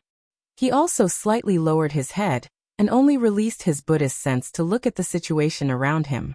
What surprised Xiaohua was that the cultivators in this hall were all Confucian cultivators, and they were all above the great Grandmaster realm. Many of the cultivators were even wearing things that concealed their cultivation base. Xiaohua's cultivation base was extraordinary, otherwise, he wouldn't have been able to see through it. Hee, this is getting more and more interesting. Seeing the situation before his eyes, how could Xiaohua not know that he was already in a very delicate situation? Moreover, he had coincidentally uncovered a mysterious veil. He was looking forward to seeing what was behind the veil. Unfortunately, Xiaohua was still overthinking things. In less than half a cup of tea's time, the military generals who had been guarding the door earlier walked in, looked around, and said, "Today's gathering was rushed, so not many people came. Let's not talk about anything else. I just want to tell everyone that the previous plan will be put on hold for now. If there is no new information, everyone should not take any action for now. Just enter the Star Moon Palace and do your own things." "I have a question." Without waiting for the military general to finish speaking, a cultivator called out coldly, "Fellow immortal, please speak." The military general raised his hand and pointed. "I believe that all of you are like me, fellow immortals, and have put in a lot of effort for today. We naturally entered the Star Moon Palace for one purpose, but towards the star-picking tower." "Shut up." Without waiting for the cultivator to finish speaking, the military general roared angrily. A tricolored ball of light condensed in his hand, and he shouted, "Don't tell me you don't know the taboo?" Yes, I know I was wrong." The cultivator hurriedly apologized and said, "I just wanted to say that we have been preparing for a long time, and now that we have a clue, why did we suddenly give up?" The military general was obviously stunned. He didn't expect someone to ask. He then turned to look at another cultivator. That cultivator pondered for a moment before saying, "Actually, this is also a secret that you don't need to know. However, considering that all of you have made a lot of preparations, we may have a chance in the future. Thus, Master told me to tell you that the current situation is a little different. This is because the Star Moon Palace Lord has appeared today and brought back 2 cultivators of unknown origins. Furthermore, one of them is a human Grand Ascension Stage cultivator. This is not something that we can deal with. Thus, our plan will be postponed." A human Grand Ascension Stage cultivator? How is that possible? The military general exclaimed. "I've never heard of a human Grand Ascension Stage cultivator in the Dao sect. I don't care if you believe it or not, but I do," the cultivator said in an indifferent voice. "This is what Master told us to do. You can all disperse." Disperse? The military general faltered upon hearing this. "We're going to disperse just like that?" "That's right. What else can we do? Do you want a human Grand Ascension Stage cultivator to kill you with a single slap?" The cultivator chuckled. "Hurry up and leave. Even today's gathering was decided after much deliberation by Master. He wants to minimize your losses. The Star Moon Palace's Palace Lord is only a 7th grade Origin Chi cultivator. How can we not be a match for her?" The military general exclaimed. "That human Grand Ascension Stage cultivator. Perhaps he's just passing by. Shut up." The cultivator roared. "Master will think about this matter. It's not up to you to speak. Hurry up and leave. If the Star Moon Palace finds out about this, we'll all be dead." If you knew something was wrong, you should have stayed outside Star Plucking Tower," one of the cultivators muttered. "Cut the crap, hurry up and disperse." Another cultivator scolded in a low voice. "Do you know what it means by what's real is fake, and what's fake is real?" "I know what it means by the most dangerous place is the safest place," the cultivator muttered in a low voice before getting up and walking toward a curved outline of a small door not far away. Seeing that the cultivator had left, no one said anything else. They all got up and slowly made their way toward the small door. Although Xiaohua hadn't been here for a long time, from these few short sentences, Xiaohua learned a lot. As he watched everyone leave, he looked at the cultivator standing next to him and muttered in his heart. If he were to make a move now, he would definitely be able to capture these cultivators and perhaps find out the truth. However, when he thought of Fairy Xingyu's stingy attitude, Xiaohua curled his lips slightly. Damn it, they seem to be after Star Moon or Star Plucking Tower. Moreover, it's easy to tell that the Tower Master of Star Plucking Tower is among them. Why am I getting involved? Fairy Xingyu has already made it clear that she doesn't intend to leave Star Moon to me in the future. Why should I meddle in other people's business? I just need to do a good job for the Merchant Alliance. If an immortal from the immortal world can make Star Moon into something like this, why can't I, a human Grand Ascension Stage cultivator, do the same? While Xiaohua was thinking, many cultivators had already left. Xiaohua looked again, and saw that several cultivators were already looking at him. He shrugged, blinked his eyes with Zhang Xiaohua's appearance, turned around, and followed the crowd through the small door. Outside the small door was another corridor. Xiaohua didn't see any other cultivators nearby. He was certain that this small door must be a defensive array of Star Plucking Tower. If it weren't for Star Plucking Tower's spies, they wouldn't have been able to obtain such convenience. However, what did this have to do with Xiaohua? Xiaohua smiled, as if he had just watched a farce. He recovered his appearance and casually walked in a certain direction. The floors of Star Plucking Tower were the same as those seen outside. After passing through this small door, Xiaohua couldn't tell which floor he was on. However, he knew that Su Ji and Fairy Xingyu must be on the highest floor, so he walked up the stairs when he saw them. After walking through 2 pavilions, before Xiaohua could figure out which floor he was on, he heard a slightly oppressive voice above his head say, "There's no need to talk about this anymore. I've already made up my mind. If Moronghui has any objections, feel free to look for me after we reach Star Moon Palace." Sweat when Xiaohua heard this familiar voice. He immediately stood on the stairs and refused to move. Damn it, is this really the rhythm of my ascension? It's just Star Moon Palace, but acquaintances are appearing one after another. If it's not to settle the karma, why would they all appear here? Xiaohua stood there and waited quietly. Sure enough, after a few breaths, a graceful figure appeared in front of him. Wasn't it Morong Songyan? Morong Songyan was as graceful as before, but there was a trace of coldness between her beautiful eyebrows. Behind her, there were a few men and women who were around the 5th level of origin energy. Although their cultivation was similar to Morong Songyan's, they all lowered their heads and listened to Morong Songyan's reprimand. When Morong Songyan raised her head, she saw Xiaohua standing there with a faint smile on his face. At first she was stunned. Then her beautiful eyes instantly clouded over. Her body stiffened as she stared at Xiaohua, unable to say a single word. Immortal friend Morong. When Xiaohua saw Morong Songyan's reaction, his heart trembled.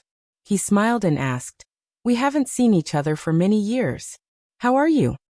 You Morong Songyan stared at Xiaohua and breathed with all her might.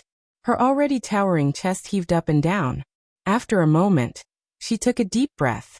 Rather than saying that she couldn't breathe properly, it would be better to say that she was inhaling the moisture in her eyes.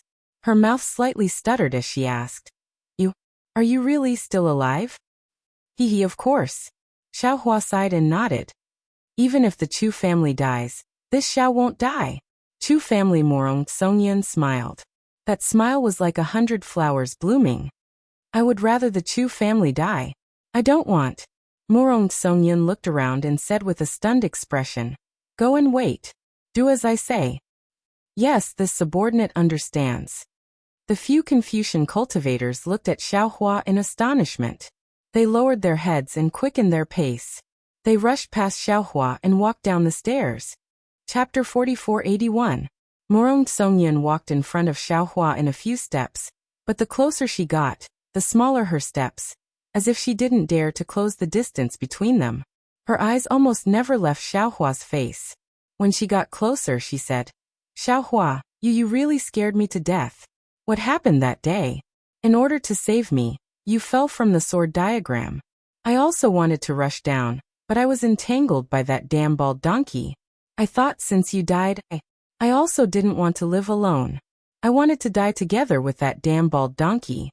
At this time, 14th uncle finally arrived and solved my dangerous situation. But when I went to look for you again, there was no trace of you. Speaking to here, Morong Songyan stopped. His eyes flashed with extraordinary splendor, and his tone carried joy as he said, "I originally thought you had already fallen in the demon god's blood. But who would have thought, before I could even return to the clan, I would receive the abnormality of the demon god's blood.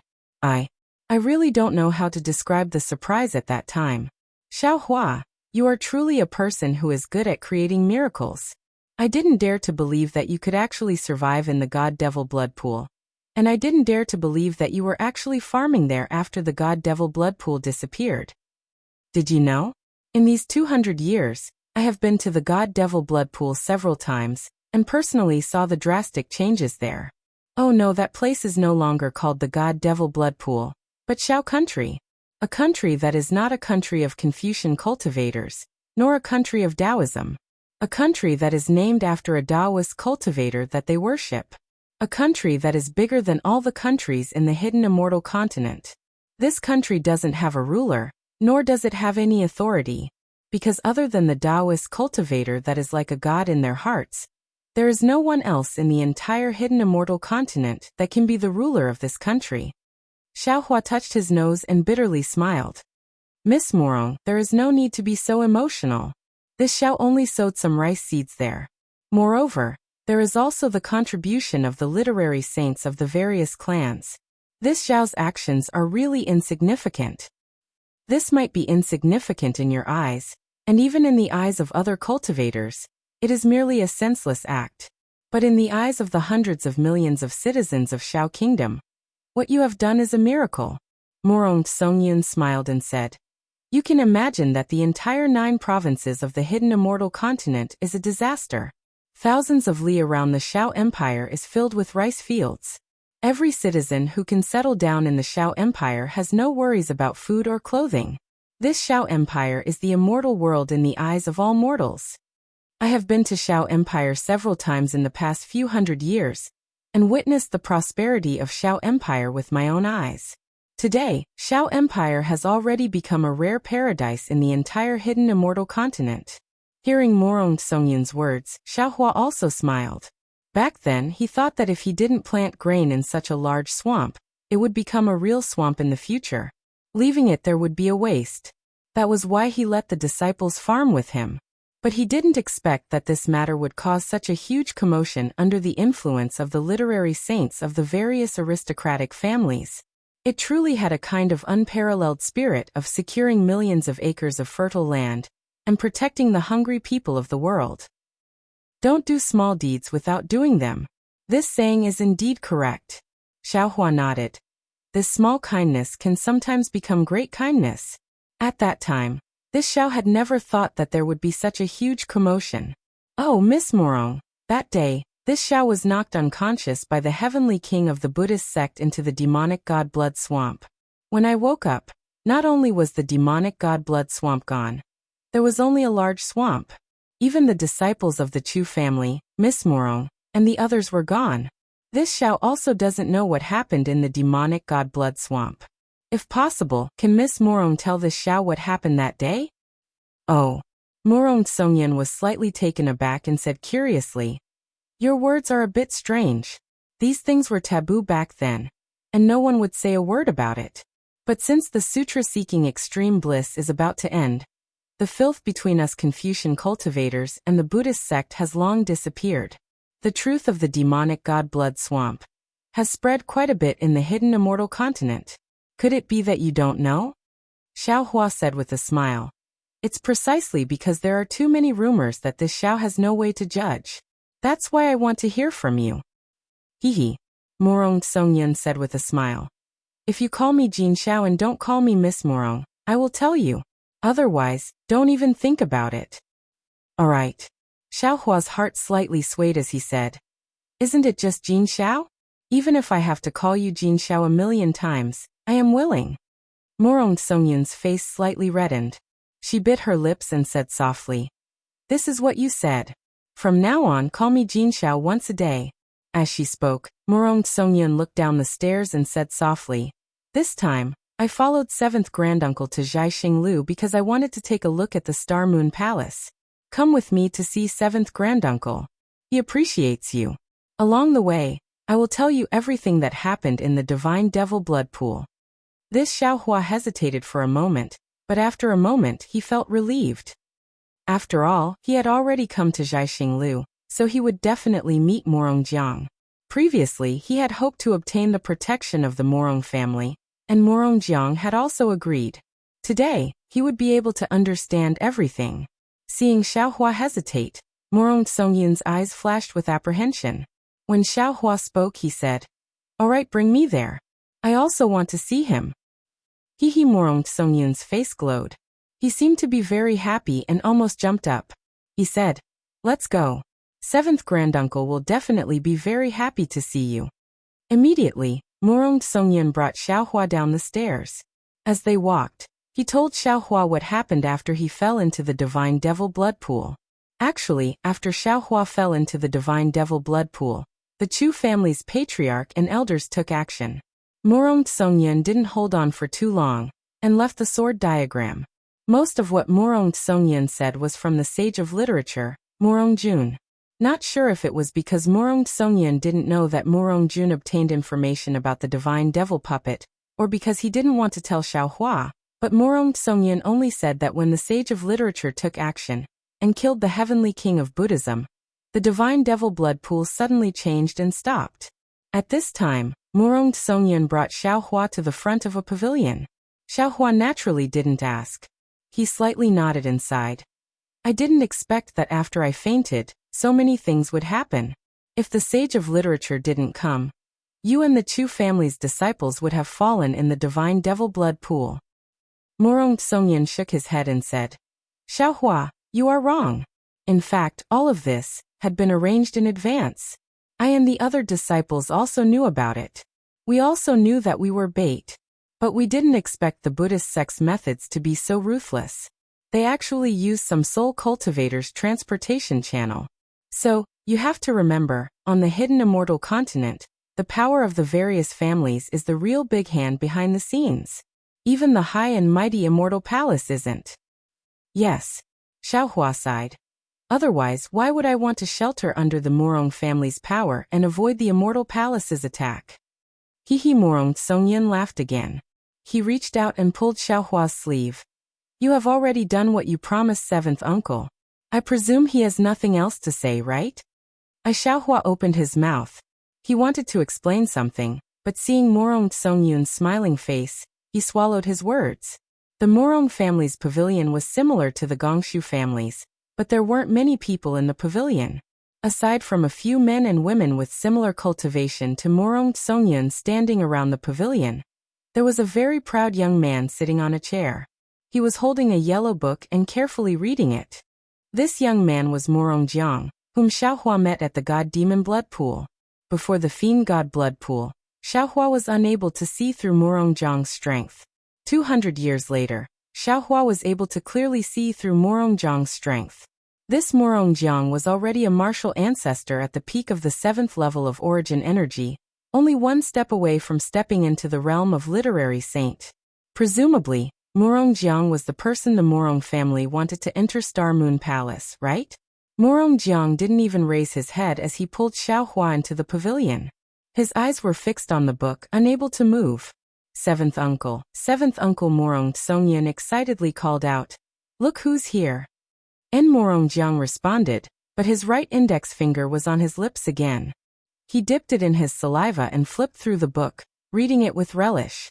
Quick, Morong Songyun pulled Xiaohua and secretly said, "Quick, pay your respects to seventh uncle. He will definitely keep his promise." Xiaohua bitterly smiled.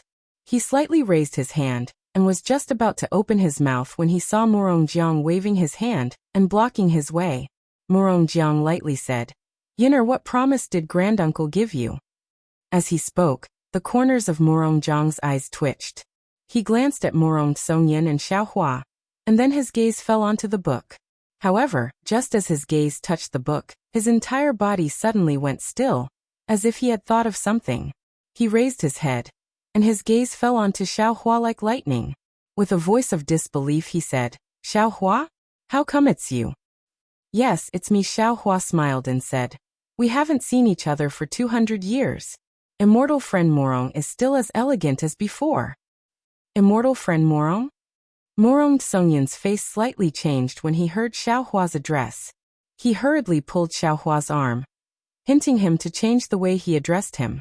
Morong Jiang looked at Xiaohua and seemed to understand something. He smiled and said, "Xiaohua, this old man really didn't expect you to be able to come back alive from the divine devil blood swamp. Presumably, when Yin'er sees you, she will mention the matter this old man promised you. This old man understands Yin'er's thoughts. She has mentioned this matter many times in the past 200 years, but you have never come to my Morong family. Since we met in the Thousand Devils Sacred Realm Star-Picking Tower, this old man will be frank with you. This old man is a man of his word. If you are willing to be my Morong family's guest elder, this old man will immediately agree.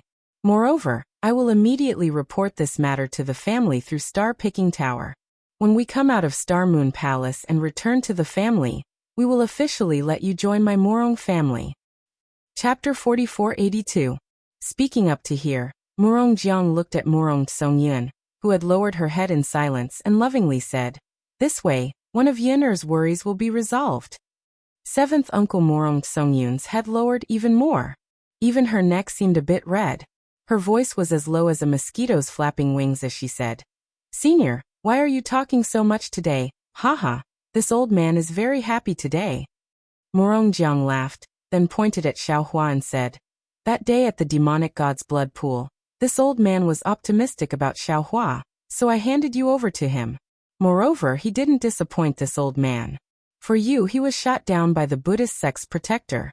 His survival is naturally the will of the heavens, and also my Morong family's fortune." Seeing Xiaohua again today, this old man is also very happy. As long as he agrees, this old man will immediately hold a banquet to celebrate his success, and also congratulate him in advance for joining my Morong family. And seventh uncle is very considerate. Boy, thank you. Although Morong Songyun was shy, She still used her arm to nudge Xiaohua and said, Xiaohua, why aren't you thanking seventh uncle? Xiaohua's eyes slightly turned, and a meaningful smile appeared on his face. He replied, fellow Taoist Morong still remembers the promise from 200 years ago. This Xiao is very gratified. This Xiao came here today precisely for this matter. Although this Xiao doesn't plan to be under the protection of any family, this Xiao still wants to thank fellow Taoist for giving this Xiao that opportunity. When Morong Songyan heard this, the redness on her face immediately disappeared and was replaced by a deathly pale face. Her eyes were filled with panic, like the petals on a branch falling down. Although Xiaohua had seen through a lot, he still didn't dare to look straight into her eyes. Morong Songyan seemed to be crying blood as she asked in a low voice, Darling Xiao Yu, is it because this concubine didn't do well? Is it because this concubine hasn't been looking for you these days? You should know that I already told you everything on the sword diagram in the God-Devil blood pool. I have some difficulties that I can't tell you about. I've already sacrificed a lot for a few opportunities. After I returned from the God-Devil blood pool, I completed the mission given to me by the clan. Only then did I get what I wanted. Over the years, I've been working hard to do things for the clan. Although I've been thinking about you, I've also been planning for the future, alas. Xiaohua gave a slight sigh. He had never been ruthless towards female cultivators. Even if there were times when he felt that this female cultivator was deceiving him, he was not willing to say it out loud. Morong Jiang looked at Morong Songyun's appearance, and his face revealed a look of love. He looked at Xiaohua and angrily said, Xiaohua, did you see that? Which woman in my Morong family isn't rare? And Yuner is the most outstanding one among these women. You don't know how much virtue you have accumulated in your previous life to gain her favor. If you dare to make her angry, this old man will definitely not forgive you.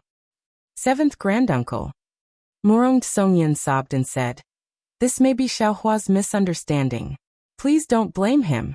Wait until he knows everything that the boy has done.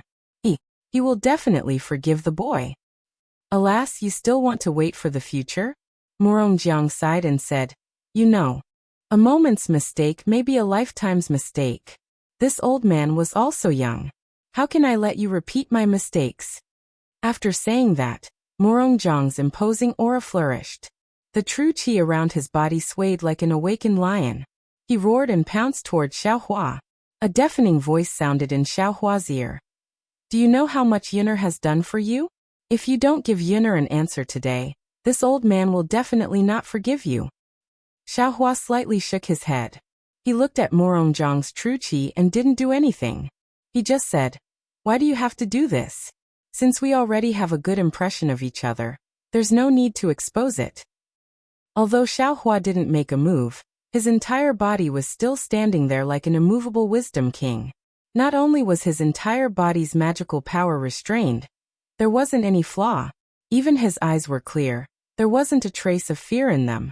Compared to 200 years ago when he punched Xiaohua into the ground, there was a world of difference.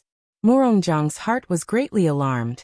His zhenqi was originally probing and intimidating, but it couldn't help but be mixed with killing intent. He slightly raised his right hand. Just as Morong Jiang's killing intent appeared, Xiaohua's expression slightly changed. His eyes that were like a clear stream began to set off small waves. Seventh granduncle. Just when Morong Jiang was in a bit of a dilemma, Morong Songyan hastily threw himself in front of Xiaohua and blocked Xiaohua behind him. Then he raised his swan-like neck and resolutely said, You can't blame Xiaohua for this matter, and you can't force him. If he doesn't want to, there will be a knot in his heart. Even if he makes the boy happy for a while, he will never let the boy be happy for a lifetime. You feel that Xiaohua has hurt your face. If you want to hurt him, you can do it. Boy is willing to be Xiaohua's scapegoat. Morong Jiang narrowed his eyes and looked at Xiaohua. He could tell that Xiaohua was only at the 5th level of origin energy. He wasn't much different from the Xiaohua he saw at the blood pool of gods and devils. Morong Jiang was sure that he could kill Xiaohua in one strike, just like before. However, there was a kind of vigilance in his heart. The Xiaohua in front of him was very dangerous. If he didn't succeed with this strike, it would bring about consequences that he couldn't bear. Seeing Morong Songyan blocking his right hand and giving him a way out, Morong Jiang sternly said, "All right, Yinner, since you have pleaded for leniency, this old man won't make things too difficult for Xiaohua. Moreover, this old man can give him a period of time to consider. If he still doesn't reply after the Star Moon Palace, then this old man won't let him take a single step into my Morong family." "Yes, thank you, seventh granduncle." Morong Songyan hurriedly expressed his thanks. With a distressed expression, he turned to Xiaohua and said, "Xiaohua, I don't know how to explain it to you. If you want to ask something, as long as it doesn't involve my Morong family's secrets, I can answer. I only ask that you can understand my heart." "AI, forget it." Xiaohua sighed and shook his head. This Xiao was wrong. The past is the past. If I want to use the past to look at the present, how can it not be a joke? If you still want to see this Xiao in the future, then don't do these meaningless things. This Xiao will take his leave. After saying this, Xiaohua didn't say anything else and turned around to leave. Xiaohua. Morong Songyan turned around and chased after him. Seeing Xiaohua's figure floating out of the pavilion, his face was filled with disappointment and surprise. "Seventh granduncle?" Morong Songyan stopped and turned to look at Morong Jiang. He whispered, "Do you think? You all go out first, don't let anyone else in." Without waiting for Morong Songyan to finish, Morong Jiang interrupted him and said to the other Morong family disciples in the pavilion, "Yes." Several Morong family disciples answered and hurriedly left. At this time Morong Jiang asked, "Yinner, where did you meet Xiaohua?" "Just a moment ago, the boy came out of the Zhangsun family." Morong Songyan explained the situation of meeting Xiaohua and then asked, "Seventh granduncle?" The boy felt that Xiaohua seemed to have noticed something. "It's not just noticed something," Morong Jiang coldly said. "From his tone you still don't know? He's already a bit wary of our Morong family." The boy also didn't think. Morong Songyan said with some regret. The boy did something wrong that made him suspicious. He's a character that the people of Xiao country worship as a god. If our Morong family can win him over, it will certainly be of great use to our Morong family's development. "You're too idealistic," Morong Jiang faintly replied. "The so-called Xiao country is nothing more than an ideal place for the secular people. In the eyes of cultivators like us, it's just a chicken or a pottery dog, not worth mentioning. If it weren't for the fact that the scholars of several families mentioned Xiao country before, all the families would have some scruples about it. I'm afraid that Xiao country would have already been invaded by the nearby Confucian country. This Xiaohua, if he doesn't go to Xiao country, not only will the Immortal Palace send a crusade, but the nearby Confucian country will also send troops. Will only die. Xiao country will only perish." "Yes." Morong Songyan nodded. The boy also knows this, so he wants to seize the opportunity to take down Xiao country. Speaking up to here, Morong Songyan was suddenly startled, his face somewhat pale, and anxiously said, "Seventh granduncle." The boy remembered. Wasn't Xiaohua suppressed by a demon king? How could he suddenly appear here? He must have suspected it because of this matter. AI. The boy had already told second granduncle when he received the news. Xiaohua is very strange. He actually didn't die after falling into the demon god's blood pool. There must be something fishy about him. If we can save him from the demon king. How is that possible? Morong Jiang coldly said. You think only you know the importance of Xiaohua and Xiao country. The other families also know about it. But what kind of place is Baiqingyu? Not to mention that the Demon King already has the strength of an 8th grade origin energy realm. If we want to save Xiaohua, without a few scholars, it's impossible. But if the scholars make a move, it's a big taboo of the Great Sage Hall. Not to mention that Xiaohua can't be saved. Even the scholars might not be able to return. Moreover, Baiqingyu is in the center of the Thousand Demons sacred realm. If we Confucian cultivators want to go in, without an organization like Zhai Xinglu who is very familiar with the Thousand Demons sacred realm, it's very difficult to not be discovered by the demons. So for a mere Xiao country, which family is willing to take such a big risk?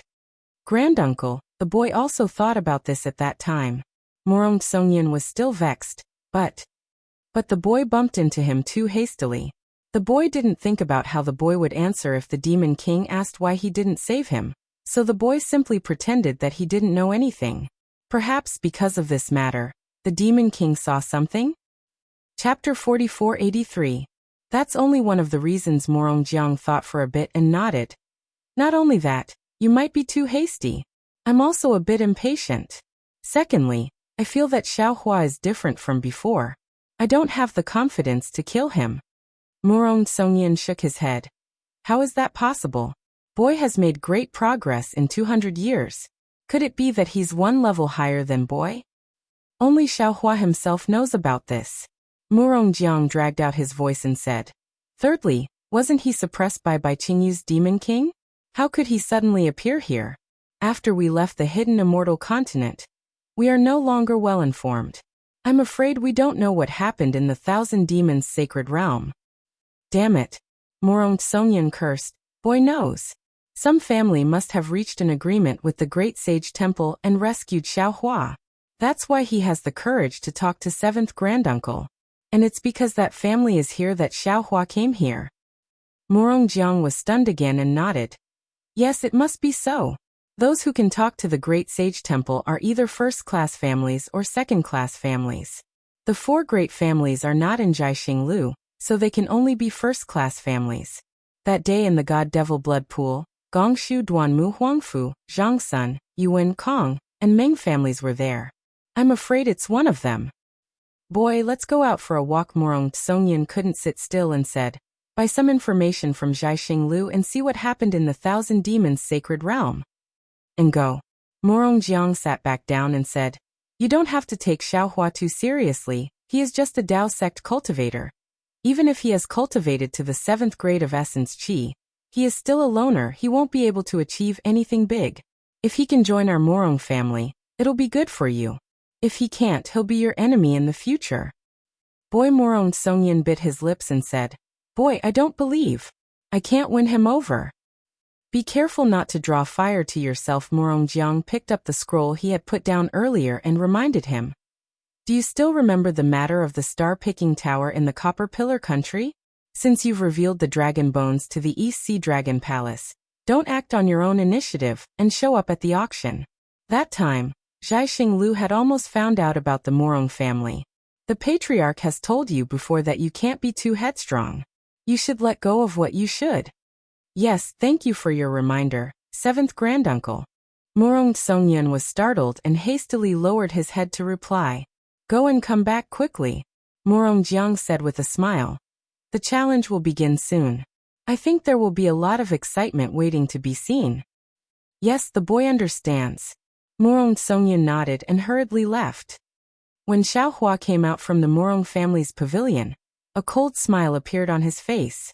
Murong Songyan's guess wasn't wrong. Xiaohua was indeed moved when she saw Murong Songyan. But after a few words, Murong Songyan mentioned that she had gone to Xiao Empire a few times. Xiaohua became suspicious. Since Murong Songyan was so concerned about her, how could he not know that she was suppressed by Qingyu's Monster King? Even Ao Zhantian and Zhai Xingzi knew that Murong Songyan had the Murong family behind him, so there was no reason for her not to know. Of course, if it was Gongshu Isin, a woman who didn't know about worldly affairs and only cared about formations, perhaps even with the Gongshu family behind her, she wouldn't know that Xiaohua was suppressed. However, Murong Songyan wanted to stand out in the Murong family, so how could she not care about the news of the 3 continents? How could she not know that Xiaohua was suppressed? If Murong Songyan had mentioned Qingyu at that time, or even defended himself, Xiaohua might not have turned hostile so quickly. However, Murong Songyan's cleverness backfired, and he wanted to play dumb until the end, which made Xiaohua realize that Murong Songyan was acting right in front of her. Since she was suspicious, Xiaohua thought about the battle at the blood pool of gods and demons and made many discoveries. Looking at the meeting at the stairs and Murongjiang's behavior, Xiaohua was even more certain that Murong Songyan wasn't as affectionate as he seemed on the surface. This affectionate side was like the sweet words of a female praying mantis, but behind it, there was a lot of cruelty and exploitation. Therefore, after telling Murongjiang about the battle at the blood pool of gods and demons, Xiaohua was ready to leave. Facing Morongjiang's coercion, Xiaohua could only sneer. In the end, Morongjiang had tested Xiaohua's strength at the blood pool of gods and demons. If Morongjiang really wanted to fight, Xiaohua didn't mind taking revenge and bullying the weak again. As for whether Morongjiang could take a punch from Xiaohua, that wasn't something Xiaohua would consider. Xiaohua walked to the stairs, and her face had already changed into Zhang Xiaohua's. This time, Xiaohua didn't want to use her original face even if she was beaten to death. She had only met Gongshu and Morong clan, but it had already made her so embarrassed. In the future, if she met other familiar cultivators, how should she address their elders? An unfamiliar 4th grade elemental energy cultivator wouldn't attract too much attention. Xiaohua wandered around Zhaixinglu for half a day, and also came across a few places to trade. But what he hoped for didn't happen. Now most of the cultivators who came to Zhaixinglu were preparing to enter Star Moon Palace. Who would pay attention to the bidding? Even the things prepared by Zhaixinglu couldn't be seen in Xiaohua's eyes. Apart from feeling some of the liveliness unique to the human race, Xiaohua didn't seem to have gained anything. Seeing that it was boring, Xiaohua had the intention to withdraw, and prepared to return to the top floor to rest. At this time, she heard a Zhaixinglu disciple who was only at the 3rd grade elemental energy say, "Seniors, this junior just received news that the challenge to bury the hatchet will begin after a meal. This auction will end here. If seniors still want to bid, wait until after the challenge to bury the hatchet. Then come back here to bid." Haha, that Zhaixinglu disciple had just finished speaking when a burly armament cultivator called out, "Great, there's another show to watch. Brother Mu, I remember that you have some grudges with Brother Qingfeng from the Kong clan. Could it be that you also want to bury the hatchet here?" Beside the armament cultivator was naturally another armament cultivator, but this armament cultivator was slightly short, and his face was also yellow. This Brother Mu smiled coldly and said, "The matter between me and Qingfeng is not worth mentioning. How can it be resolved in the challenge to bury the hatchet? Besides, I came to Bright Moon Palace this time to seek an opportunity. It was an opportunity that I fought for with great difficulty from the clan. How can I make trouble for myself before entering?" "That's true." The fat armament cultivator scratched his head and said with a smile, "If not for some grievances that are difficult to resolve, who would fight here? Forget it, let's go and take a look." Xiaohua was beside these 2 armament cultivators. He looked at these 2 Confucian cultivators whose strength was only at the upper middle of 5th grade essence force and muttered in his heart. Previously, Xiaohua did not know the origins of Star Moon Palace, and felt that it was very mysterious. He was afraid that only high-level cultivators from the 3 mainlands were qualified to come here. After Fairy Xingyu's introduction, Xiaohua gradually understood that Star Moon Palace was most useful for cultivators and demons around 7th grade essence force. However, when he arrived at Zhaixinglu, Xiaohua actually saw Morong Songyun, Gongshu Isin, and other aristocratic family disciples who were only at 5th grade essence force wanting to enter Star Moon Palace. These aristocratic family disciples were, after all, from first-class aristocratic families. Perhaps their potential was limitless, and they were qualified to enter Star Moon Palace. However, the 2 Confucian cultivators that Xiaohua saw now had average strength and aptitude. Xiaohua really did not know what special opportunity they would have if they entered Star Moon Palace. However, when he saw the smug look on their faces, Xiaohua somewhat understood. At this point, the opportunity in Star Moon Palace was no longer important. What was important was whether or not they could obtain the qualification to enter Star Moon Palace. This was a kind of glory, a capital that could be flaunted. In the eyes of Fairy Xingyu and Su Ji, Star Moon Palace is a matter of life and death. In the eyes of Gongshu Jingye and Morongjiang, it is an opportunity for a breakthrough. However, in the eyes of many cultivators, it has become a kind of qualification. Xiaohua sighed. I have to say, in the eyes of different people, the same thing will have different effects. No matter how good the opportunity is, when it is fought over by everyone, it will also change its meaning. Seniors, there is no need to be anxious. Just as Xiaohua was about to leave, the Zhaixinglu disciple in the auction hall said loudly. After a while, Zhaixinglu will use the defensive array in the building to send all of you to the place where the former enmity will be buried. Haha, really? The fat armament cultivator had just taken a dozen steps when he heard this and could not help but laugh. This Zhu's primordial stones are at this point. The armament cultivator surnamed Zhu seemed to have spilled the beans and hurriedly shut his mouth. His two small eyes looked around and his face turned a shade of red. Brother Mu was also stunned, but he smiled slightly and said, "That's right, Zhai Xinglu's arrangement is excellent. When I met Brother Zhu in the hidden immortal continent, wasn't it also at Zhai Xinglu? I remember that day." Yes, seeing that Brother Mu had changed the topic, the armament cultivator surnamed Zhu hurriedly interrupted. His pair of small eyes looked left and right. When he saw Xiaohua not far away with a faint smile, he fiercely glared at Xiaohua. Xiaohua innocently shrugged his shoulders. He also did not want to hear it, but this armament cultivator surnamed Zhu's voice was very loud.